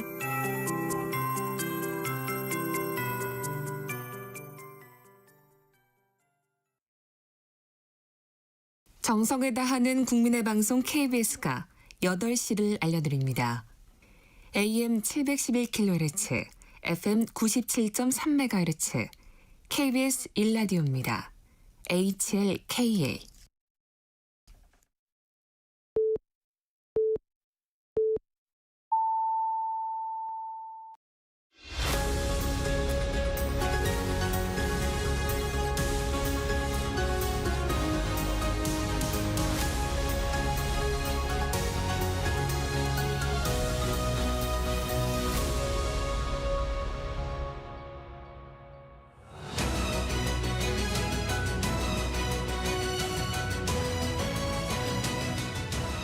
매주 월요일 정치 현안을 품격 있게 토론하는 품격 토론. 함께해 주시는 두 분 소개합니다. 홍익표 전 민주당 원내대표, 김성태 전 국민의힘 원내대표 나오셨습니다. 예, 안녕하세요. 새해 복 많이 받으십시오. 네, 두 분 새해 복 많이 받으십시오. 네, 새해 복 많이 받으십시오. 새해 첫 품격 토론인데 이재명 대통령의 국빈 방중부터 질문을 시작하겠습니다. 자, 오늘 오후에 한중 정상회담이 있습니다. 중국 국빈 방문이 2017년 이후에 8년 만이다라고 봐야 되는데요. 자, 홍 대표님, 이번 중국 국빈 방문 어떻게 저희가 바라봐야 될까요? 네, 우선은 지난해 에이펙 때 시진핑 주석이 국빈 방문을 했지 않습니까? 네. 그에 대한 어떤 그 상호적인 차원에서 우리 이재명 대통령이 연초에 네. 중국을 방문을 한 것 같습니다. 베이징과 상해를 한 3박 4일 거쳐서 지금 방문할 예정인데요. 네. 우선은 지난해 우리가 외교의 중점이 미국에 있었어요. 왜냐하면 관세 협상을 포함해서 트럼프 정부도 새로 출범했고 우리 정부도 출범하면서 한미 관계를 좀 재조정하는 게 시급했다면 네. 어느 정도 한미 관계가 지금은 궤도에 들어선 단계가 아니겠습니까? 네. 관세 협상도 마무리가 됐고 네. 이재명 대통령과 트럼프 대통령 간에 상당한 교감도 이루어진 상황이라고 보면 이제는 또 다른 우리의 중요한 외교 한 축이라고 할 수 있는 한중 관계를 조금 정리할 필요는 있지 않나 생각을 합니다. 그런 네. 측면에서 이번에 한중 관계를 하고 나면 전체적으로 우리나라의 가장 중요한 소위 미국, 중국, 일본 이 세계 외교의 축이 비교적 안정적으로 돌아갈 수 있는 토대가 마련되지 않을까. 그리고 금년도에 가장 중요한 것이 아마 대통령 입장에서도 외교에 있어서 두 가지라고 봅니다. 하나는 경제 통상이고 또 하나는 북한 핵 문제라고 할 때 이 두 가지 문제에서 미국만큼 중요하게 우리로서는 중요한 국가가 아마 중국이기 때문에 이번 방중을 통해서 한중 간의 안정적인 경제협력, 특히 이 재생에너지 분야라든지 또는 반도체 분야 등에 대한 협력과 함께 한반도의 안정, 그다음에 핵 비핵화 이 문제에 대해서 아마 상당 부분 교감이 있지 않을까 해서 매우 좋은 연초부터 좋은 소식 아닌가 생각을 합니다. 김성태 대표님, 근데 지금 원래 일본 방문이 일정이 먼저 언론에 보도가 됐다가 지금 중국 방문을 먼저 연초부터 하는 거 아니겠습니까? 국빈 방문으로요. 근데 이제 중국 방문에 앞에서 이재명 대통령이 이제 중국 TV와 인터뷰에서 타이완 문제와 관련해 하나의 중국 원칙을 보장한다라는 입장을 밝혔어요. 자, 다카이치 총리를 만나기 전에 먼저 중국 방문한 거 이거 어떻게 보십니까? 그렇습니다. 지금 이제 다카이치 총리와 중국의 시진핑 주석 간에는 지금 대단히 불편한 관계지 않습니까? 네. 실질적으로 양국 간의 군사뿐만 아니라 민간 그런 교류 네. 그리고 관광 방문 모든 게 지금 상당히 어려워진 그런 국면이거든요. 네. 그런 측면에서 일본도 다카이치 총리의 국민 여론이 그런 대로 잘 유지가 돼요. 네. 70% 넘게. 네. 그런 일중 관계, 중일 관계의 그런 어려운 상황 속에서 여기서 만일 이재명 대통령이 다카이치 총리를 먼저 만나버리면은 네. 사실상 그 분위기에 편승될 수도 있다고 볼 수도 있어요. 중국 네. 측 입장이 네네. 그런 오해를 할 수도 있고요. 네네. 그러다 보니까 상당히 이거는 뭐 전략적으로 중국 방문을 먼저 택한 건데 저는 그 부분은 잘했다고 봐요. 네. 그러니까 이번 이재명 대통령이 중국 국빈 방문을 통해 가지고 이제 가장 큰 의미를 찾을 수 있는 것은 네. 그 한중 관계의 이제 전면적 복원과 그리고 실용회의의 시험대라는 점에서 매우 중대한 의미를 갖거든요. 네네. 그러니까 한중 관계 정상궤도 복원도 이제 상징적인 전환점이고 그러니까 이제 지난번 문재인 대통령 이후에 실질적으로 8년 만이지 않습니까? 네. 이것도 또 오늘 이제 방문을 하지만은 벌써 뭐 어전 관계가 달라져요. 장관이 나오셨죠. 공항 어전이 보통 중국의 그 당국의 네. 차관급이 했는데 장관급 나오죠. 네. 여기다 지금 이제 이재명 대통령과 같이 동행하는 대한민국의 뭐 재벌 그룹 뭐 이런 회장을 포함한 그런 경제 수장들이 200여 명이나 돼요. 네. 그러니까 이게 한중 관계 정상적 궤도 복원을 위해서 대한민국 정부도 상당히 최선의 노력을 다하고 있는 걸 보여주고 네. 또 한편으로는 경제적 실리의 확보라든지 뭐 그런 여러 가지 공급망 안정 뭐 그런 공급망 같은 경우는 뭐 여러 가지 문제가 많이 나오잖아요. 차량의 요소수 문제부터 그렇죠. 그리고 네. 뭐 핵심 광물 히트류 문제 이런 것까지 포함한 안정적인 공급 체계가 대단히 중요하거든요. 그런 측면에서 또 중요하고 그리고 한알령 같은 경우도 자기네들은 한알령 현적 없다 그러지만 실질적으로 한알령으로 한 10년 넘게 어렵거든요. 이런 것도 실질적으로 이제 해제내는 그런 경제적 실용 민간 교류 뭐 이런 부분까지도 이제 원만한 관계를 만들려고 하는 것 같은데 아무튼 뭐 대한민국 국민으로서는 대통령의 그런 국빈 정상회담이 잘 되길 바라는 거죠. 네. 지금 사실 그 북한이 탄도미사일을 썼지 않습니까? 예. 우리 이제 대통령 방중에 맞춘 것 같이 이번 한중 그 정상회담에서 북한 문제는 얼마나 어떤 내용으로 달라질 거라 생각하세요? 뭐 늘 한중 관계에서 북한 문제는 상당히 중요한 비중 차지합니다. 네. 많은 얘기를 해왔고요. 예. 다만 이제 어느 수준으로 발표될 거냐 하는 문제죠. 예컨대 이제 표현의 방식에 있어서 우리가 통상 과거에 이 한미 관계에서 한반도 비핵화라는 게 최근 이제 그 트럼프 정부 이후에 이제 북한 비핵화 뭐 이런 이렇게 얘기가 바뀌었는데 아마 여전히 그 중국과 합의문에는 한반도 비핵화라고 될 가능성이 높다 이렇게 네. 보이고요. 네. 중국 입장에서는 일관되게 그 3원칙이 있어요. 한반도 문제. 한반도의 그 한반도 비핵화의 평화적 해결. 그다음에 그 무력 사용 금지.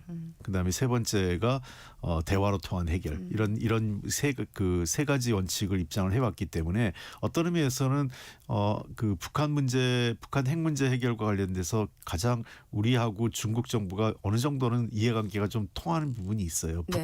중국 많은 분이 오해하는 거는 중국도 북한의 비핵화를 그다지 원치 않습니다. 왜냐하면 인접한 국가가 핵을 갖고 있다는 것은 네네. 중국으로서도 그 원하는 구조는 아니거든요. 네. 그런 측면에서 중국 고위 관료나 전문가들 만나면 북한 핵을 비핵화한다는 것은 중국 쪽도 확실한 생각을 갖고 있더라고요. 다만 혹시라도 어떤 한반도 지역에서 무력 충돌, 어떤 군사적 해법을 통해서 이것이 이루어질 때 일어날 수 있는 불확실성에 대해서는 상당한 우려를 갖고 있다 이렇게 생각을 합니다. 네. 그리고 한 가지 또 제가 뭐 덧붙여서 말씀드리면 네. 하나이 중국과 관련된 문제인데 이제 대만 문제죠. 네.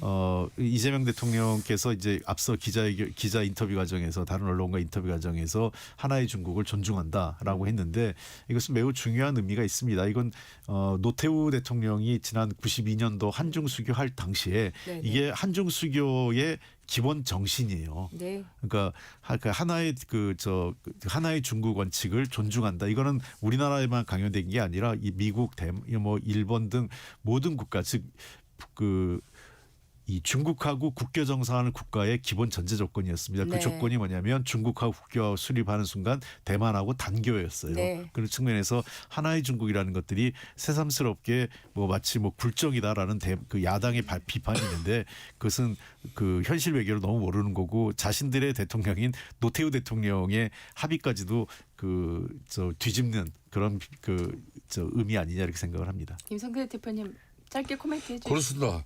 이게 뭐 사실상 중국과의 정상 그 관계를 갖다가 이렇게 복원한 게 아니라 만든 게 그래도 보수 정권이었던 노태우 전 대통령이죠. 네. 그래서 노태우 전 대통령이 지금 아들까지도 중국 당국에서는 상당히 기빈으로 이렇게 늘 관리를 해주고 있어요. 예.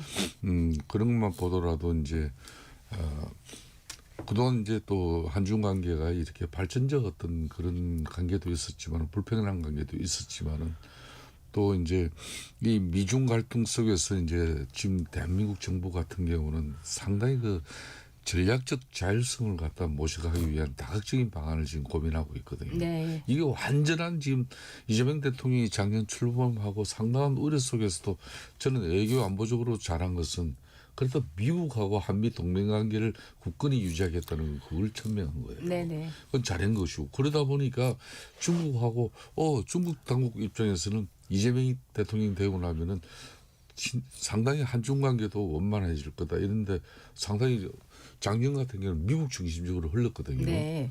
APEC 같은 경우도 사실상 한미 정상회담이 경주에서 가장 그 트럼프하고의 그게 중심이었거든요. 네네네. 그렇듯이 이 균형의 외교를 지금 상당히 고민하고 있다. 그러니까 한미일 안보 협력을 유지하면서도 중국의 관계를 갖다 안정적으로 관리하는 그런 실용적 접근. 이게 이제 트럼프도 그렇고 시진핑도 그렇고 그러니까 좀 전에 홍익표 대표님이 하나의 중국 원칙 이야기를 했지만은 우리가 이제 중국은 지금도 이재명 대통령이 이제 중국 가기 전에 네. 하나의 원칙 중국을 대한민국이 애교적으로 지지를 해라 그러는데 원칙까지는 우리가 아직까지 집어넣지 못해요. 하나의 중국을 존중하겠다. 존중한다. 그것은 그건 지금까지의 입장입니다. 네, 예. 그걸로 가지고 이제 그대로 유지하겠다는 거고 이제 두 번째가 이제 북한 관계. 탄도미사일 쏘아 올리는 거 봐죠. 시진핑 주석도 한국하고 너무 긴밀하게 가까이 가지 말라는 거고 네. 우리가 있다. 이걸 여실없이 한미 관계 뭐 정상회담이라든지 중요한 일정에도 북한은 꼭 도발적 행위를 합니다. 예. 이번에 중국 방문에도 시진핑 만난다고 해서 예외적인 게 아니다. 이것도 보여준 거거든요. 네네.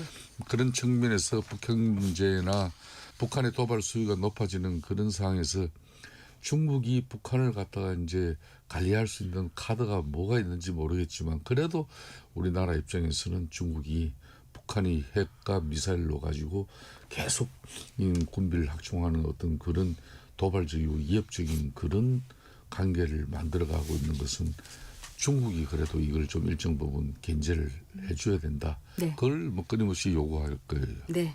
자, 주말 새에 지금 베네수엘라에 대한 미국의 전격적인 공습에다 마두로 대통령 부부를 지금 체포를 해서 우리 시간으로 내일 새벽에 이제 뉴욕 법정에 세운다는 보도까지 지금 나오고 있는 상황입니다. 트럼프 대통령의 어떤 예측 불허 외교 행보는 지금 이번에도 여지없이 드러난 것 같은데, 자, 우리나라가 지금 뭐 교민 안전 문제도 있긴 합니다만은 지금 이제 베네수엘라와 그 중남미가 이른바 중국의 많은 지원과 또 외교적인 어떤 관계 속에서 있던 나라들이기 때문에 예, 마침 또 이재명 대통령이 중국을 국빈 방문하는 와중에 이런 상황이 터진 터라 두 분께서는 지금 상황에서 우리나라 정부가 어떤 외교적인 대응을 가져가야 된다고 생각을 하시니까요? 역시 이 문제야말로 그 모호한 입장을 취할 수밖에 없다고 봐요. 우리 한국 입장에서. 네. 왜냐하면 네. 기본적으로 지금 이 사안에 대해서 국제사회는 그 찬반이 엇갈리고 있습니다. 대체적으로 도리어 더 많은 국가들이 유엔 헌장 위반, 국제법 위반, 그리고 이 미국이 너무 이 국제법 관행을 위반했다라는 생각은 더 많아요. 네. 유럽에서도 그런 얘기가 나오고 뭐 중국, 러시아는 뭐 당연히 반발하고 있고, 미국은 지금 그렇기 때문에 이게 유엔 헌장과 또 미국 내에서 유엔 헌장을 위반했다는 국제사회 비판. 그다음에 두 번째는 미국 내에서는 미국 국내법 그러니까 국회 동의 없이 상원의 동의 없이 그 상대국에 대한 무력 행동, 전쟁 행위를 한 것에 대한 국내법적 논쟁이 있는데 이것을 뭘로 피해가냐면 레이건 정부 시절에 취해졌던 수정된 법안이 뭐냐면 해외에서의 마약과 관련된 원점 타격 시에 이 미국 요원들 군사적 어떤 행동을 할 수 있는 지원을 할 수 있는 법이 수정된 게 있어요. 그거 네. 법에 준용해서 이번 행위도 정확하게 얘기하면은 마두로 대통령에 대한 마약 행위에 대한 불법 행위를 처벌하겠다는 명분으로 들어간 거예요. 그러니까 이게 전쟁 행위가 아니다. 네네. 그렇기 때문에 상원의 동의가 필요 없다라는 게 지금 미 국무부의 입장입니다. 네. 저는 솔직하게 얘기하면은 저야 정부 입장이 아니니까 좀 자유롭게 얘기하면 네. 이건 트럼프 대통령이 국제법을 위반한 거 맞아요. 유엔 헌장 위반한 거고 거기에 꼼수를 국내 마약법을 준용한 거기 때문에 꼼수는 맞습니다만 네네. 우리 정부가 이 문제에 대해서 공개적으로 지지하거나 또는 반대하는 것은 굉장히 유의해야 될 필요가 있다 생각을 합니다. 이거 똑같아요. 중대만 문제, 중국과 대만 문제가 생겼을 때 네. 우리가 중국 대만 문제에 대해서 전략적 모호성을 취하는 것처럼 이 베네수엘라 문제 역시 마찬가지로 우리로서는 한미동맹 관계도 중요하고 또 하나는 국제사회 여론도 무시할 수 없는 거기 때문에 이 문제에 대해서도 정부의 입장은 어차피 전략적 모호성을 취할 수밖에 없는 것 아니냐 이렇게 보입니다. 네. 자, 지금 야당인 국민의힘에서는 반응들이 다양한 반응이 나옵니다. 지금 교민 대책과 관련한 반응도 나오고 또 베네수엘라의 기본적인 그동안의 어떤 정치의 난맥상 이런 얘기도 나오는데 이런 와중에 개혁신당의 이준석 대표가 이런 말을 했어요. 마두로 대통령에게 적용된 논리는 북한의 김정은 국무위원장에게도 적용될 수 있다.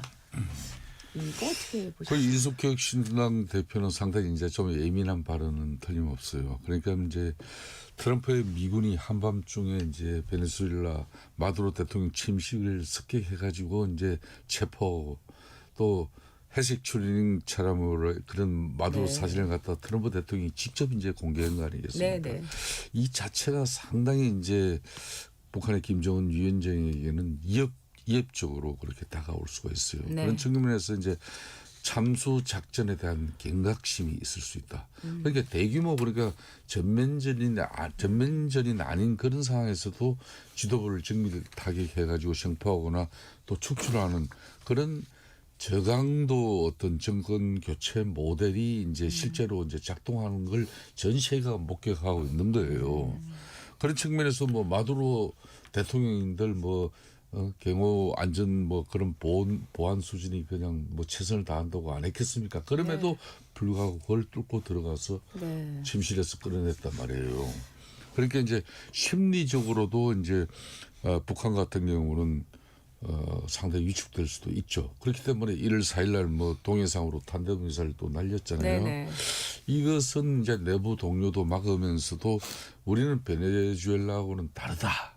이런 점을 가시한 걸로 보여지기도 해요. 네네. 또 다음에는 이제 핵무력을 더 정당화할 수 있는 그런 쉽게 말하면 구실이 생겼다. 그러니까 비핵화 협상 동력이 상실될 수도 있다. 네. 이렇게 볼 수 있는 거거든요. 네네. 북한 입장에서 볼 때는 마두로의 몰락을 보면서 핵이 없으면 결국 저렇게 당할 수가 있구나. 이런 인식을 더욱 굳힐 가능성이 높거든요. 네네네. 그렇기 때문에 이제 핵 억제력을 갖다가 더욱더 신봉해요. 그러니까 리비아의 가다피 같은 경우도 베네수엘라의 이 마두로의 사례를 비춰볼 때 미국의 정밀 타격을 막을 유일한 수단은 이게 핵무기를 자기네들 손에 쥐고 있으면 이런 짓을 못한다.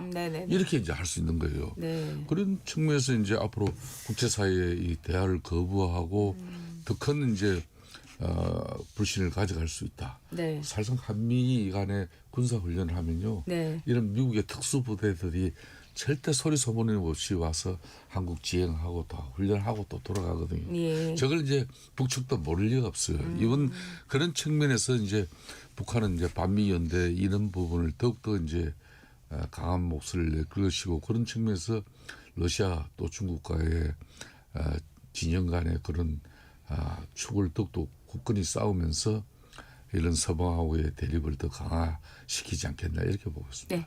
본격 토론에서 지금 한중 외교 관계 그리고 베네수엘라 문제에 대해서 좀 말씀을 나눠봤는데요. 국내 정치로 이제 돌아오겠습니다. 이해운 기획예산처 장관 후보자에 대한 의혹이 매일 나와요. 예, 다양합니다. 폭언, 갑질, 부동산 투기, 게다가 뭐 종교 관련 발언, 대부업체의 아들과 배우자가 투자했다는 의혹 등등 매일매일 나오고 있거든요.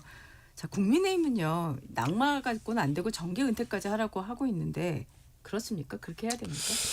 제가 알기로도 뭐 이 주말 사이에도 이제 국민의힘 그게 뭐 이전 친정집 그런 동료 좀 정치인들에게 좀 자기 좀 살려달라는 그런 SOS를 짓다는 기사도 나왔지 않습니까? 살려달라는 말을 안 했다는 말도 보도도 나왔습니다. 뭐 그게 그거겠죠. 좀 살살 해달라 그 네네. 이야기나 마찬가지인데. 그런데 이 대목에서 국민의힘 어떤 원로나 중진들이 후배 의원들에게 이해운 의원에 대해서 앞으로 청문회라든지 정치적 공격을 소홀히 해달라고 부탁할 사람이 누가 있겠습니까? 네.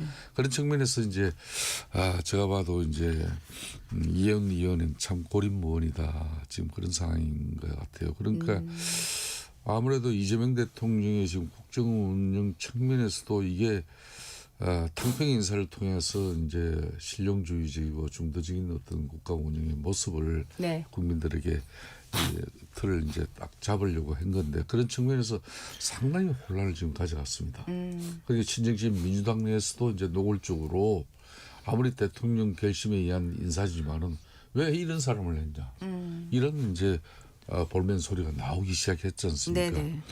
그런 측면에서 이제 이해운 의원의 정체성 혼란 부분에 대해서는 뭐 또 내라는 뭐 또 민주주의 이야기하면서 두 번 다시 이런 일이 일어나서는 안 된다 사과하고 뭐 했지만은 뭐 그런 거 문제로 지금 잡힐 문제가 아니잖아요. 그러니까 이제 이런 보수 진영의 뭐 유능한 보수 경제통이었다 그러지만 이 경제적 어떤 전문적 식견이나 어떤 뭐 해안보다는 대려 살아온 삶이나 족적이 더 많은 국민적 논란이나 또 어떤 뭐 이 참 안 좋은 인식으로 이렇게 자리 잡힐 수 있다. 그런 측면에서 이제 이재명 정부도 이 청문회를 갖다가 과연 최선을 다해서 디펜스하고 실드칠 그런 정청래 당대표가 그런 기조를 유지할 건지 요걸 좀 저는 지켜보는 편입니다. 지금 보도에 따르면 인사청문회 요청안이 오늘 중에 국회에 제출이 돼서 협의가 들어갈 예정인데 19일 전후 청문회가 열릴 전망이다라는 보도까지 나왔어요. 근데 지금 이 일주일 됐거든요. 이제 그 발탁 소식이. 근데 앞으로 이제 오늘이 5일이니까요. 또 2주가 남았는데 이 과정까지 청문회까지 무사히 갈 수 있을까요? 예, 참 논란이 많이 나오네요. 그래서 아마 국민의힘 쪽에서 훨씬 더 이해운 후보자에 대해서 더 잘 아니까 이런 내용들이 더 쏟아져 나오는 것 같아요. 그러니까 지금 되게 그 논란이 나오는 내용을 보면 보좌관들이나 어떤 그 아래 직원들에 대한 갑질 문제, 특권 의식, 그리고 두 번째가 이제 투기성 재산 부정한 재산 증식, 그다음에 세 번째가 종교적 또는 그 어떤 그 사회적 어떤 그 이 관 문제인데요. 특히 이제 보수적 기독교, 근본주의적 기독교의 그 차별 금지에 대한 어떤 부정적 인식 등등 이게 같이 맞물려 있는 것 같아요. 이런 문제들은 근데 이 시점이 참 안 좋은 게 지금 현재 뭐 뒤에도 또 논의되겠지만 민주당의 지금 여러 가지 논란들과 관련된 거하고 맞물려 있거든요. 공천 갑질 문제나 갑질 뭐 이런, 등등 이런 게 맞물려 있으니까 민주당 의원들이 이걸 세게 디펜스하기가 좀 쉽지 않은 상황이 있다는 것도 이해운 후보자한테 매우 불리한 거고요. 그리고 저는 이러한 정황이 있다면 좀 정교하게 그 청와대 대통령실이나 또는 여당에서 이해운 후보자에 대한 정교한 접근이 있었는데 좀 아쉬워요. 정교한 접근이 좀 구체적으로 어떤 걸 말씀하시는 거예요? 예를 들면 그 논쟁의 싸움터를 어디에서 할 거냐였던 거예요. 싸움터를 지금 계속 보면 그 후보자가 방어적이잖아요. 그렇죠. 나오면 방어하고 그다음에 이제 처음에 자기 이제 잘못했다고 반성하고 돌아선 게 이제 이 내란과 탄핵과 관련된 문제 했잖아요. 네네. 그건 좋았어요. 내란과 탄핵. 근데 내란과 탄핵을 그치지 않고 시즌 2 하나를 더해서 도리어 약간 본인이 가지고 있는 장점이 보수적 경제관을 내세우면서 도리어 이재명 대통령, 현재 이재명 정부의 재정 운영과 약간 결이 다른 얘기. 내가 기획재정예산처 장관이 되면 재정 건전성을 어떻게 하겠다. 도리어 국민의힘 쪽에서 주장하는 내용들을 조금 전면하면서 도리어 포퓰리즘성 운영 그러나 못하게 나는 내가 노력하겠다라든지 또는 미래 세대의 빚이 이전되지 않도록 재정 건전성을 어떻게 하겠다든지 이런 내용들을 좀 더 도리어 약간 국민의힘 지지자들이나 국민의힘 쪽에서 봤을 때 저런 사람이 되면 도리어 괜찮다 이런 것들 하나 약간 논쟁거리를 만들었어야 되는데 그 논쟁거리를 못 만들고 계속 지금 다른 쪽으로 가다 보니까 국민의힘에서는 때리기가 좋은 거죠.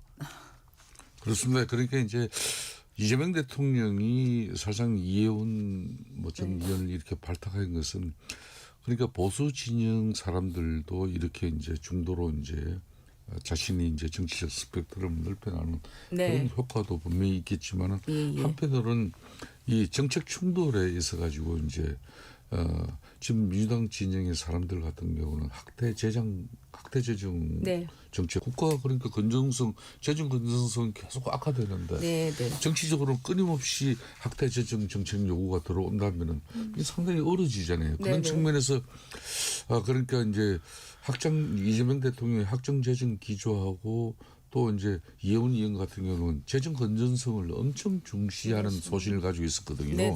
이게 충돌할 경우 향후 국정 운영 과정에서 파열음이 날 수도 있음에도 불구하고 이혜원 의원이 그 정책적 소신을 지킬 것이라는 거는 이미 그 게임은 끝나버렸어요. 일주일 전보다.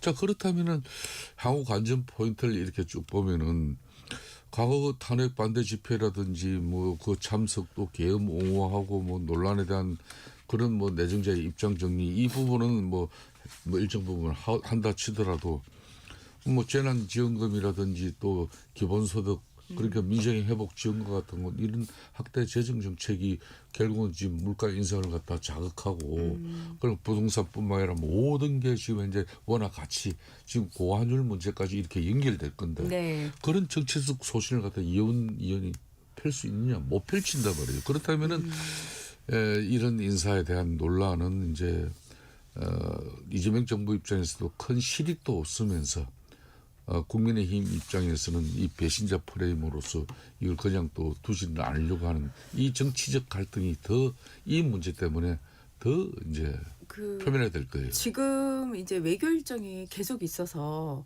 그렇지만 오늘 보도는 이제 이런 분석도 있더라고요. 지금 방중 기간이라 일단은 청와대에서도 계속 좀 숨 고르기 하면서 관망을 하겠지만 일단 중국에서 돌아오고 7일 날 돌아오시니까요. 또 11일로 지금 예정이 되어 있는 일본 사이에 뭔가 또 청와대의 고민인과 또 뭐가 있지 않겠느냐 이런 시각도 나오는데 어떻게 생각하세요? 글쎄요. 지금은 제가 보기엔 아직 이혜원 후보자 낙마를 고민하고 있지는 않은 것 같아요. 일단은 청문회까지는 간다. 그렇게 생각을 하고 있는 것 같고 청문회에서 어떤 소명을 보고 이후에 여론을 보면서 판단할 것 같은데 그래서 이혜원 후보자가 저는 이런 것 같아요. 그러니까 그 내란과 탄핵 국면에 대해서는 본인이 반성하고 입장을 바꾼 거는 잘했다고 생각을 합니다. 그리고 도덕성 문제는 어차피 본인이 해명할 것과 또 사과할 것, 그다음에 책임져야 될 부분들을 같이 공존하고 있고요. 그렇다면 이 경제 철학과 관련돼서는 뭔가 본인이 그 자신의 분명한 경제 철학을 보여주면서 약간은 이재명 정부하고 결이 다른 것까지 보여주는 것도 이번 청문회 과정에 나쁘지 않다고 생각해요. 그러니까 그런 모습을 보여주면서 도리어 그 이재명 정부의 경제 운영과 관련돼서 이혜원 정도 같은 사람이 하나 들어가는 게 보다 균형 있는 경제 운영에 도움이 될 수 있겠다. 이런 그 여론을 만들어내는 걸 해야 되는데 전혀 그런 걸 그 전략적인 접근을 하지 못하는 게 그리고 나중에 실제로 그게 되냐 안 되냐는 둘째 문제고 일단은 그런 이미지 그러니까 좀 다 결이 다른 얘기를 할 수 있다 이런 이미지를 좀 보여줄 필요가 있다고 생각을 합니다. 알겠습니다. 지금 저희가 이제 시간상 품격 토론 1부를 여기서 마치고요. 잠시 후에 2부로 다시 이어가도록 하겠습니다.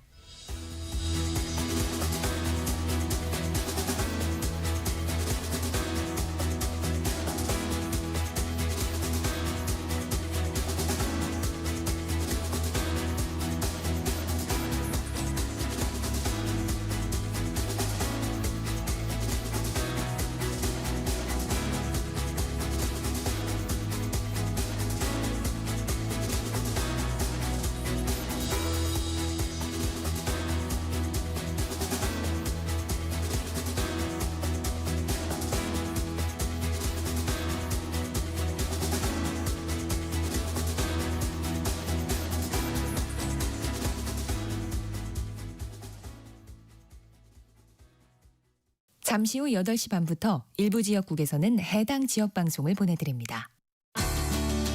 워렌 버핏은 가치 투자, 필립 피셔는 성장주 투자, 피터 린치는 장기 투자. 방법은 달라도 목표는 하나. 성기영의 경제쇼가 성공의 길로 안내합니다. 깊이 있게, 명쾌하게, 지금 이 시대 경제에 관한 모든 것을 알려드립니다. 평일 오후 4시 5분 성기영의 경제쇼와 함께하십시오.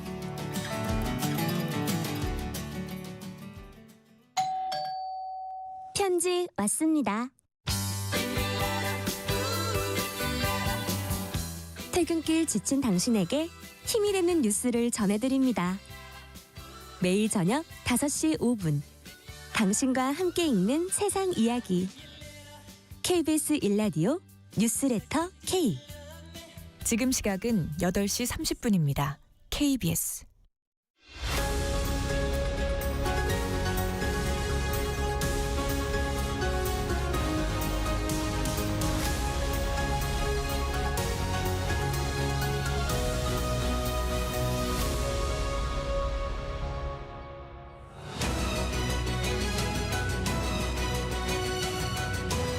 본격 토론 2부 시작하겠습니다. 자, 공천 헌금 의혹 파장이 커지고 있습니다. 정청래 대표가 사과를 하면서도 이건 개인의 일탈이다라고 얘기를 했는데, 근데 지금 제기된 의혹 중에 강선호 의원과 김병기 의원이 지역구의 광역 기초의원 출마 희망자들로부터 500만 원씩, 이게 정치용금 최고액이잖아요. 이걸 받았다는 보도가 있습니다. 그래서 국민의힘에서는 아예 정계를 떠나라고 하고 있고, 조국혁신당도 비판에 갔었는데, 민주당이 공정 시스템 문제가 아니라고 하지만은 이걸 시스템 문제가 아니라고 볼 수 있을까요? 어떻습니까? 뭐 정치 전반적으로 네. 오랜 그런 잘못된 그런 폐습, 네. 또 뭐 일탈 이런 것들이 이제 민당이 지금 집권당으로서 이제 더 큰 책임을 가질 수밖에 없는 그런 위험한 상황이 된 거죠. 네. 그렇기 때문에 저는 이번 주에 정청래 당대표가 정말 일벌백계의 그런 정치적 소신을 가지는 당대표로서의 뭐 그런 결심을 하지 않으면 전 민주당 상황도 상당히 어려워질 것이다. 그런 측면에서 우리가 앞에 토론했던 이혜원 지금 현재 네. 장관 내정자 문제도 네. 같이 맞물릴 공산이 큽니다. 그러면 지금 이제 정청래 당대표는 당내적으로는 일벌백계까지 하고 있는데, 자, 기획초제 예산처 장관 이혜원 문제도 네. 이걸 민주당 내 당원들도 다 동의하지 못하고 뭐 이거 아무리 대통령 인사지만 이런 것도 우리가 바로 잡으면서까지 당내적으로 이런 공천 헌금에 관련된 또 연관된 그런 의원들을 갖다가 제대로 쳐내야만이 집권당으로서 면모를 갖출 수 있는 그런 변화와 혁신, 쇄신 그런 당이 되는 거 아니냐. 네. 이런 거죠. 그런 측면에서 사실상 국민의힘이 네. 만일 정청래 당대표가 그런 측면에서 각오와 결기를 가지고 네네. 정말 일벌백계로서 발본색을 해버린다면 상당히 좀 당혹스러운 것도 또 사실입니다. 네. 왜 집권당이 이렇게 자정 노력을 통해서 변화 쇄신을 먼저 해버린다. 네. 그러면 정치적으로는 상당한 의미가 있을 수도 있거든요. 네네. 다만 그런 측면에서 이걸 당정 관계는 지금 작년에 특히 이재명 대통령과 정청래 당대표 관계는 그렇게 아주 물 흐르듯이 원만한 관계로 비춰지지는 않거든요. 예. 그런 측면에서 좀 이제 플랫폼의 여지는 있지만은 다만 정청래 당대표로서는 이거야말로 정치적 자신의 소신을 바로 세울 수 있는 뭐 그런 좋은 기회가 좀 됐다고 보고, 앞으로도 지금 이 민주당 공천 헌금 관련해서 이제 강선호 의원이라든지 네. 그리고 김병기 전 원내대표라든지 또 앞에 연결되는 이제 장경태 네. 최고위원회 네네. 성문제 그리고 이제 최민희 가방위원장까지 쭉 이게 연결되거든요. 네. 1년에 이런 당내 그러니까 집권당 의원들의 일탈전 행위 그런 부분에 대해서 국민적 지탄이 있는데 이걸 어떻게 끊고 바로 잡을 것이냐. 그런 측면에서 민당 공천 이 헌금 의혹 논란은 아마 쉽게 끄지를 못할 겁니다. 제가 볼 때는. 지금 이제 오늘부터 경찰 수사도 이제 본격화되지 않습니까? 그래서 네. 지금 같은 질문을 드릴 수밖에 없는데, 시스템의 문제가 아니고 개인의 일탈이다. 그리고 경찰 수사를 보겠다. 사실관계를 확인하겠다. 이 정도의 어프로치 접근이 괜찮다고 생각하십니까? 참 현실적으로 쉽지가 않아서 그래요. 이게 뭐 시스템의 그 문제는 없고 개인의 일탈 이게 사실은 동전의 앞뒷면 같아요. 그러니까 네. 그 시스템에 문제가 없으면 개인의 일탈이 쉽지 않죠. 개인의 일탈이 발생했다는 것 자체는 시스템에 허점이 있다는 거죠. 네네네.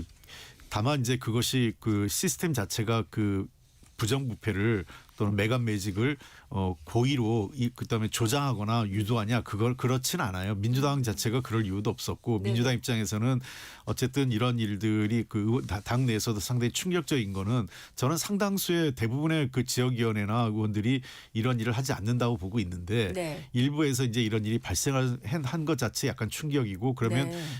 당은 당연히 뭘 해야 되냐면 첫째는 관련자들에 대한 철저한 그 대응을 해야 돼요. 그러니까 근데 그 안타깝게도 지금 당이 대응하기 쉽지 않은 게 어차피 수사기관의 결과가 나오는 대로 또 밝혀지는 대로 선제적으로 좀 대응을 해야 될 필요가 있다. 네. 필요하면 네네. 저는 단순히 그것만 그 당에서는 이제 제명하거나 또는 뭐 출당 조치하거나 이런 네네. 건데 그걸 넘어서 필요한 경우에는 그 너무 명백한 기소 사실 있지 않습니까? 예. 다툼의 여지가 없을 예. 정도로 명백한 경우에 대해서는 필요한 경우에 의원직 제명을 한다든지 민주당이 선제적으로 네. 그렇게 해서 그러니까 제가 얘기하는 건 선제적인 조치라는 것은 일반이 바라보는 것 이상의 조치를 취할 때 이게 선제적인 조치예요. 그래서 그런 조치들을 상징적으로 좀 취할 게 필요가 있지 않냐는 게 첫 번째고 네. 두 번째 그리고 나서 시스템에 대한 개선도 따라야 됩니다. 그러니까 시스템 개선이 따르지 않으면 이 문제는 언제든지 그 재발할 수 있는 사람에 의해서 네. 그러니까 늘 좋은 사람만 있는 게 아니잖아요. 네. 그렇다면 나쁜 사람이나 또는 누군가 일탈할 수 있는 사람들에 의해서 제도의 허점이 발견됐다면 네. 그런 것들이 일어나지 않도록 제도적 보완 장치를 마련할 필요도 있다. 그래서 공천 시스템에 대한 전반적인 제도 개선이 필요하다 생각을 합니다. 네. 그러니까 이제 김병기 전 원내대표나 강선우 의원 뭐 이런 사람들이 사실상 그 공천과 관련돼서 직접적인 영향을 해서 행사하고 그 내용이 구체적인 녹취 내용이 술술술 다 흘러나와가지고 네. 국민들 그 목소리를 직접 다 들었는데 네. 지금 이제 이걸 수습하고 뭐 하는 과정이 그냥 꼬리 자르기로 끝나버리면 국민들은 하나죠. 그런 측면에서 경찰 수사 제대로 할 수 있을 건지 뭐 그런 측면에서 많은 국민적 의혹은 이미 시작이 됐어요. 그런 민주당이 끊임없이 국민의힘을 내란몰이, 내란 세력 척결 그 가운데 핵심이 이제 김건희 여사의 국정농단이 있거든요. 네. 김건희 여사가 이제 공천 개입에 관련된 네네네. 그런 내용들 아니겠습니까? 네네네. 그러면 김건희 여사 그런 부분에 대해서는 그 엄청난 하력으로 지금 현재 정치적 공격을 다 했는데 그래서 상당히 민주당 입장에서는 정치적 실익도 추구했는데 그렇지만 자당 내에서 지난번 이제 지방선거 같은 경우는 대려 그런 볼상사론 그 내용들을 다 국민들이 접했는데 이제 결론은 민주당이 어떤 집권당으로서 자정 노력을 국민들에게 확실하게 보여주냐 이런 거예요. 네네. 이런 측면에서 국민들은 지켜볼 뿐이고 경찰도 그런 측면에서 국민적 기대에 호응하는 수사가 이루어질 건지 네. 이런 부분이 이제 집권당과 그리고 청와대 대통령실의 의지가 있어야만이 네. 이게 신속하게 진행될 수 있는 그런 사안들이에요. 네. 지금 이제 지방선거 얘기를 해주셔서요. 저희가 시간이 한 1분 정도 남았는데 지금 보도에 따르면은 정청래 대표가 6월 지방선거를 앞두고 매주 월수금에 한 최고위원회를 수요일과 금요일에는 이제 현장에서 최고위원회를 하겠다. 이걸 검토한다. 예. 검토한다는 그런 보도가 나왔습니다. 이제 이걸 놓고 이제 뭐 수요일에는 이번 주 수요일은 서울 가락시장, 뭐 9일 금요일에는 경남에서 하는 방안이 검토되고 있다. 이런 보도까지 나왔거든요. 이 말씀을 드린 이유가 이제 정 대표는 2일 최고위원회에서 앞으로 나 자신의 당무는 지방선거에 도움이 되면 하고 지방선거에 도움이 되지 않으면 않겠다. 이런 발언을까지 한 거거든요. 자, 그러면은 지금 앞서 얘기했던 이런 문제 속에서 정 대표의 이런 어떤 행보가 도움이 되는 행보 타당한 판단이라고 보십니까? 어떠십니까? 뭐 통상적으로 네. 그 선거 앞두고 중요한 선거 앞두고는 한 몇 달 전부터는 네. 현장 최고위를 합니다. 네, 네. 예. 뭐 전국을 순회하면서 네. 하는 거기 때문에 네네. 뭐 그게 특별한 건 아닌데 어쨌든 정청래 대표 입장에서는 네. 현장 좀 더 이게 빨리 간 거죠. 보통보다는 한 1, 2개월 빨리 가는 조금 빠른 것 같아서요. 빨리 간다는 의미는 그 제가 보기엔 첫 번째는 현재 그 여러 가지 당 안팎의 논란을 현장에서 탈출을 찾겠다 이런 예, 예. 전략으로 보이는 것 같고요. 네네. 두 번째는 빨리 지방선거 분위기로 전환하면서 네. 뭔가 지금의 그 약간 당의 그 느슨함이나 또는 당이 지금 그 논란 속에서 이완돼 있는 것을 좀 리더십을 회복하면서 좀 그 조직적으로 좀 틀어지겠다 이런 생각도 있는 것 같아요. 당을 네. 좀 어차피 11월 그러니까 11일에 있는 최고위원 선거 원내대표 선거 있지 않습니까? 그렇죠. 그 결과에 따라서 네. 정청래 대표 체제의 어떤 그 여러 가지 리더십에도 영향을 줄 거예요. 그러니까 그 결과 관계없이 미리 계획을 세워놓고 조금 더 당 안팎을 추스리겠다 이런 의지도 보이기 때문에 네. 저는 뭐 정 대표로서는 불가피한 그 어떤 그 선택을 한 것 아니냐. 그리고 저는 나쁘지 않다고 봅니다. 그런 네. 선택이. 알겠습니다. 김성태 대표님께 질문을 하나 더 드려야 되는데 오늘이 시간이 조금 모자라서 예, 괜찮습니다. 다음 본격 토론 때 먼저 질문을 하고 답변하시도록 하겠습니다. 지금까지 본격 토론 홍익표 전 민주당 원내대표, 김성태 전 국민의힘 원내대표와 함께했습니다. 두 분 고맙습니다. 예, 감사합니다. 날씨 정보 듣고 돌아오겠습니다. 날씨 정보입니다. 새해 첫날부터 지난 주말까지 매서운 한파가 있었고요. 오늘은 영하 4.6도의 최저 기온을 서울에서 기록됐습니다. 예년 정도 수준의 추위였고요. 내일은 서울 영하 6도 등으로 오늘보다 더 춥겠습니다. 오늘 낮 기온은 서울 2도, 대구 6도 등 0도에서 9도 분포가 되겠습니다. 오늘은 대체로 맑겠습니다. 클라우드 댄서란 색이 올해의 컬러로 선정되는데요. 구름색에 가까운 매력적인 흰색 계통이죠. 오늘 중부지방은 구름이 조금 껴있을 뿐 맑은 날씨고요. 흐린 날씨 보이고 있는 남부 제주에는 있는 빼곡한 구름들이 순차적으로 거치겠습니다. 그런 가운데 제주 산지에는 오전 동안 1에서 5cm의 눈이 쌓일 가능성이 있어서 이 점 주의하셔야겠습니다. 한편 서울 위시에서 일부 경기 내륙 또 강원 동해안과 산지 및 동쪽 지역 대기가 건조하기 때문에 화재 예방에 신경 쓰셔야겠습니다. 내일은 막다가 오전부터 흐려져 밤부터 모레 사이 중북부 지방으로 비가 조금 내리겠습니다. 내일까지 동해안의 너울도 주의하셔야겠습니다. 지금 서울의 기온은 영하 3도입니다. 날씨 정보의 강혜종이었습니다. 대한민국 중심 채널 KBS 1라디오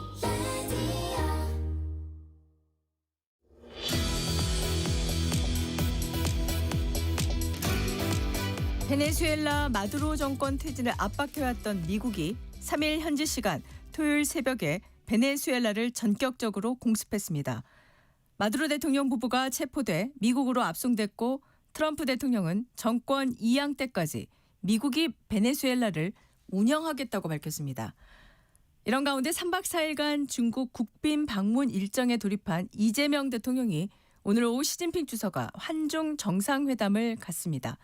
박한진 한국외대 국제지역대학원 교수님과 베네수엘라 공습 그리고 한중 정상회담에 대해서 전화로 자세히 이야기 나눠보겠습니다. 교수님 나와 계시죠? 예, 안녕하세요. 박은진입니다. 네, 안녕하십니까?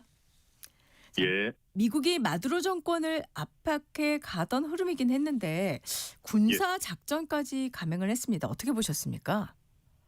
예, 이 중남미 지역이 지정학적으로 언제나 이 긴장감이 맴도는 지역입니다. 근데 이제 다만 지난 1989년 네. 미국이 그 파나마 침공한 이후로는 대규모 군사 작전이 이 지역에 없었거든요. 네. 그래서 상당히 이례적이다고 이제 보는 평가가 많이 나왔습니다. 하지만은 이제 다른 한 측면을 보게 되면 트럼프 행정부가 지난 수개월 동안에 이 마두로 대통령한테 이 권력 이양, 이 압박해온 것을 보게 된다면은 네. 이 예정된 수순 아닌가 하는 이제 그렇게 시각도 가능하고요. 예. 또 실제로 현지 한인회에서 전하는 바를 보니까 현지에서는 몇 달 전부터 예상을 했다, 올게 네. 왔다. 이런 이제 반응도 나오고 있습니다. 네네. 자, 미국 법무부가 기소장을 공개했는데 내용을 보니까 마두로 대통령을 국제 마약 카르텔의 수괴로 규정을 했습니다. 이게 미국의 공습하고 어떤 연관이 있는 걸까요?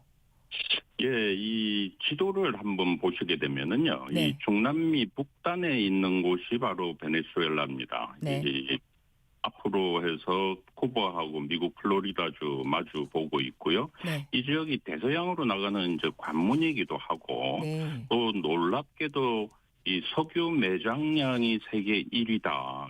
심지어는 이제 전 세계 매장량의 5분의 1이 이 지역에 있다고 하는 거예요. 네. 그래서 지정학적으로 볼 때나 경제적으로 볼 때나 이 미국에게는 굉장히 큰 관심 지역이라고 볼 수가 있죠. 그래서 네. 비록 그 명분은 마약 카르텔 테러 이렇게 내세웠지만 실제 동기는 역시 석유 자원하고 미국의 영내 영향력 회복 이런 측면에서 봐야 될 거고요. 네. 또 다른 한 측면에서는 올해 이제 미국이 그 트럼프 행정부 중간 선거 앞두고 있지 않습니까? 네. 그래서 거기에 대해서 국내 지지층에 대한 어필 효과 이런 이제 국내 정치적인 측면에 셈법도 작용했으리라고 생각을 합니다. 네. 자, 청취자분들께서 사실 트럼프 대통령이 미국 우선주의 그리고 요새 돌로주의라고 이제 얘기할 정도로 그런 정책, 국제 정책에 어떤 주의를 내세웠는데 베네수엘라를 개입하게 된 이유에 대해서 약간 연결고리를 좀 찾는다면 어떤 그 트럼프 대통령의 정책을 주목해야 될까요? 예, 아시다시피 이 몰로주의는 상호 내정 불간섭 원칙이에요. 네. 내가 상대국에 대해서 간섭하지 않을 테니까 상대국도 나한테 간섭을 하지 말라는 것이 대원칙이고요. 다만 그 간섭을 당할 경우에는 거기에 대해서는 강력하게 조치를 하겠다 하는 것이 몰로주의의 기본입니다. 네. 그렇게 본다 그러면 트럼프 대통령이 최근에 밝힌 것이 이 미국이 위치하고 있는 서반구 지역에 대한 영향력 확대 의사를 상당히 많이 밝혀왔었거든요. 네.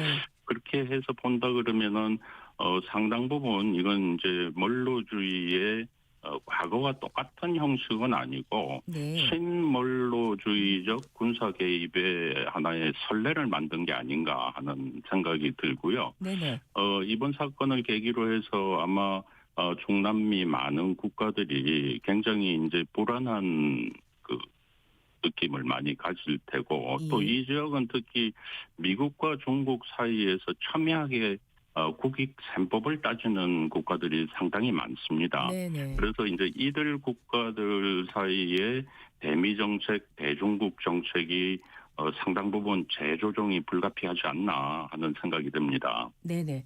지금 미중 사이에서 첨예하게 국익을 따지는 나라들이 이 지역에 많다라고 얘기를 하셨습니다. 지금 베네수엘라의 중국 원유 수출 고리를 끊기 위한 것도 이번 공습에 영향을 미쳤다는 분석도 있는데 어떻습니까? 예, 분명히 이제 고려가 됐을 것으로 생각이 듭니다. 다만 두 가지 측면이 있을 텐데요. 하나는 이제 중국에 대한 그 압박 효과가 있을 거고 미국의 국익 확보 차원이 있을 겁니다. 제가 판단할 때는 미국의 1차적인 직접적인 국익 확보 차원의 셈법이 더 컸을 것으로 생각이 들고요. 다만 이제 추가적으로 중남미 지역은 최근에 중국이 미국을 향한 미국 시장을 향한 우회 진출 기지로서 또 미국을 지정학적으로 압박하기 위한 하나의 전진 기지로서 적극 활용해 온 점을 감안을 한다 그러면은 간접적인 부수적인 효과로 중국 경제 측면도 작용했으리라 생각합니다. 네. 전격 인터뷰 한국외대 박한진 교수와 이야기 나누고 있는데요. 이번에는 이재명 대통령의 중국 국빈 방문과 관련해서 이야기 나눠보겠습니다.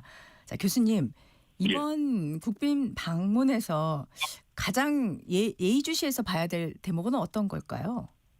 예, 지금 지난 불과 2달 전이죠. 우리 경주 에이펙에서 두 정상이 참 오랜만에 만나서 정상회담을 했습니다. 당시에 양국은 관계 복원하는데 합의를 했었죠. 그렇게 본다 그러면 이번 2달 만에 이루어진 이재명 대통령의 중국 국빈 방문은 그 기초 위에서 향후 두 국가가 윈윈 기반의 실용적인 협력 패키지를 실질적으로 얘기할 수 있는 그런 긍정적인 전환점이 될 것으로 생각이 들고요. 다양한 분야에 포함이 될 것으로 생각이 됩니다. 예를 들면 경제에서는 공급망, 상호 그 관심 사항인 이제 공급망, 디지털, 문화교류 이제 이런 의제가 가능을 할 거고 네. 또 안보 측면에서는 이번에 바로 또 북한이 미사일을 발사하는 그 사고가 있었는데요. 네. 뭐 이런 측면에서 보면은 한반도 안정을 위한 이제 중국의 행동을 우리가 점진적으로 견인해내올 수 있는 이제 그런 계기가 될 것으로도 생각이 됩니다. 또 하나 측면은 아마 중국의 관심 사항이 또 클 것으로 보이는데요. 네.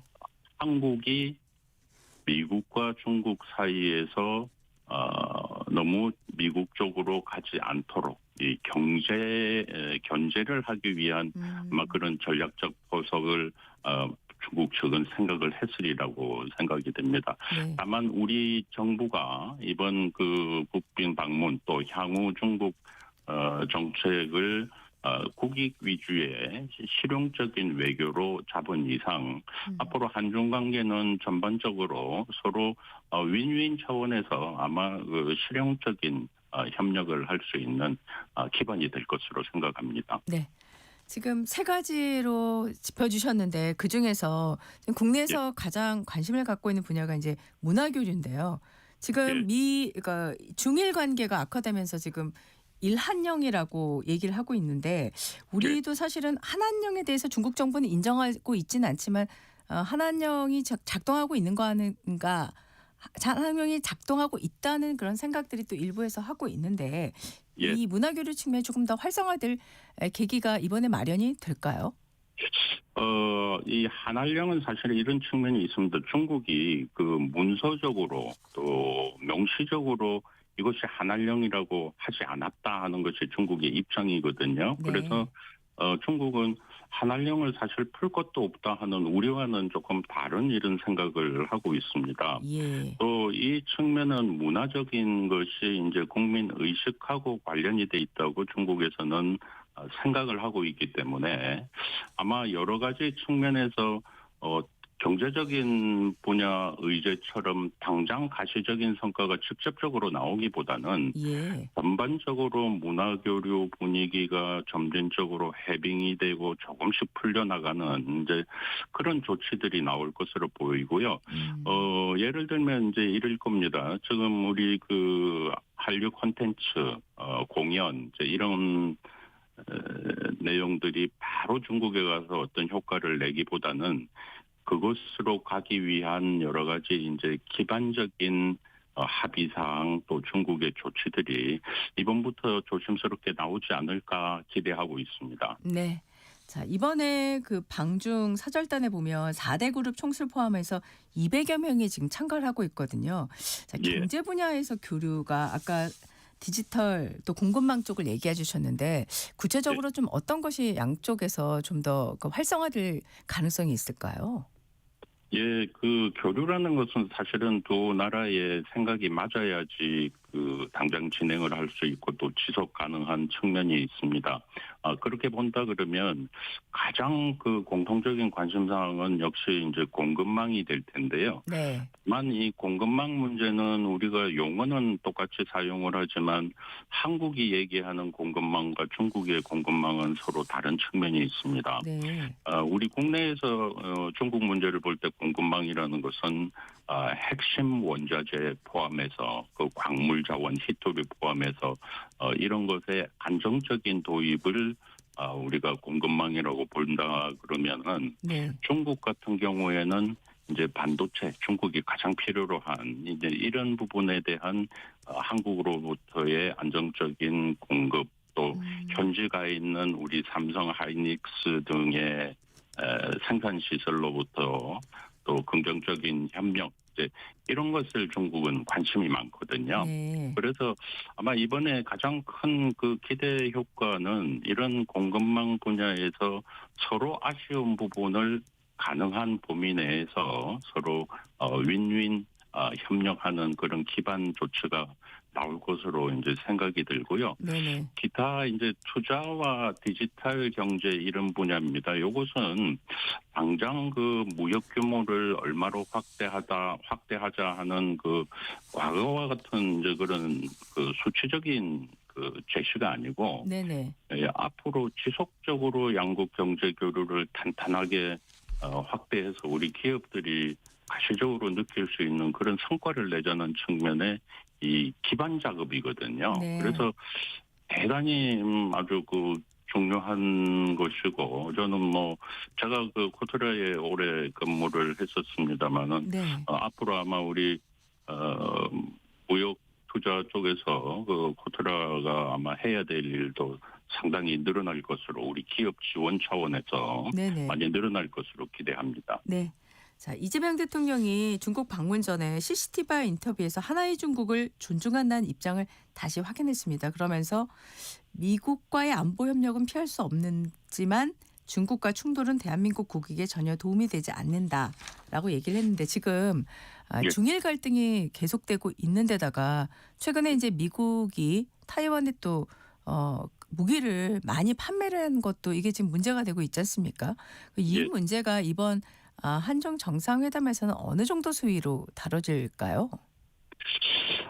제가 생각할 때는 그 분야가 아마 크게 다뤄지지 않을 가능성이 클 것으로 보입니다. 왜냐하면 지금 올해 그 벽두에 지금 하게 되는 이번 정상회담은 양국이 양국 문제를 중심으로 해서 얘기를 하자는 게 가장 기본으로 저는 파악을 하고 있고요. 네. 기타 양국의 핵심 관심 사항입니다. 핵심 관심 사항에 대해서는 네. 결국 서로 상대방의 입장을 존중한다 하는 이제 그런 의견 포명선에서 거치고 네. 나머지 분야는 양국이 굉장히 상당히 아마 긍정적인 효과 쪽에 얘기를 더 많이 할 거예요. 그러니까 이번에 이재명 대통령이 그 CCTV와의 회견에서 밝혔듯이 네네. 한국은 기존의 원칙, 그러니까 하나의 중국이라는 그 원칙은 변함이 없다. 또 동시에 지역 안정과 이 평화 유지라는 이런 보편적 가치가 한국의 외교정책 기조다. 이런 점을 분명히 했기 때문에 네. 이게 이제 실용적이고 대단히 이제 고무적인 현상이거든요. 네. 이 부분은 중국 측에서도 대단히 이게 반길 내용이라고 생각을 합니다. 그러니까 우리의 원칙을 분명히 밝히고 상대를 존중한다 하는 이런 입장 표명 같은 경우에는 네. 양국이 앞으로 지속적으로 협력을 확대해 나갈 수 있는 이런 기반 차원에서는 대단히 좋은 합리적인 선택이라고 생각을 합니다. 네. 교수님 오늘 말씀 여기까지 듣겠습니다. 지금까지 박한진 한국외대 교수님과 말씀 나눴습니다. 고맙습니다. 감사합니다. 네, 1월 5일 월요일 전격 시사 오늘 여기까지입니다. 저는 소현정이었고요. 내일 아침 7시 건물이 밀집도 있는 도심에서 화재가 발생하면 대형 참사로 이어질 위험성이 높습니다. 불을 발견하면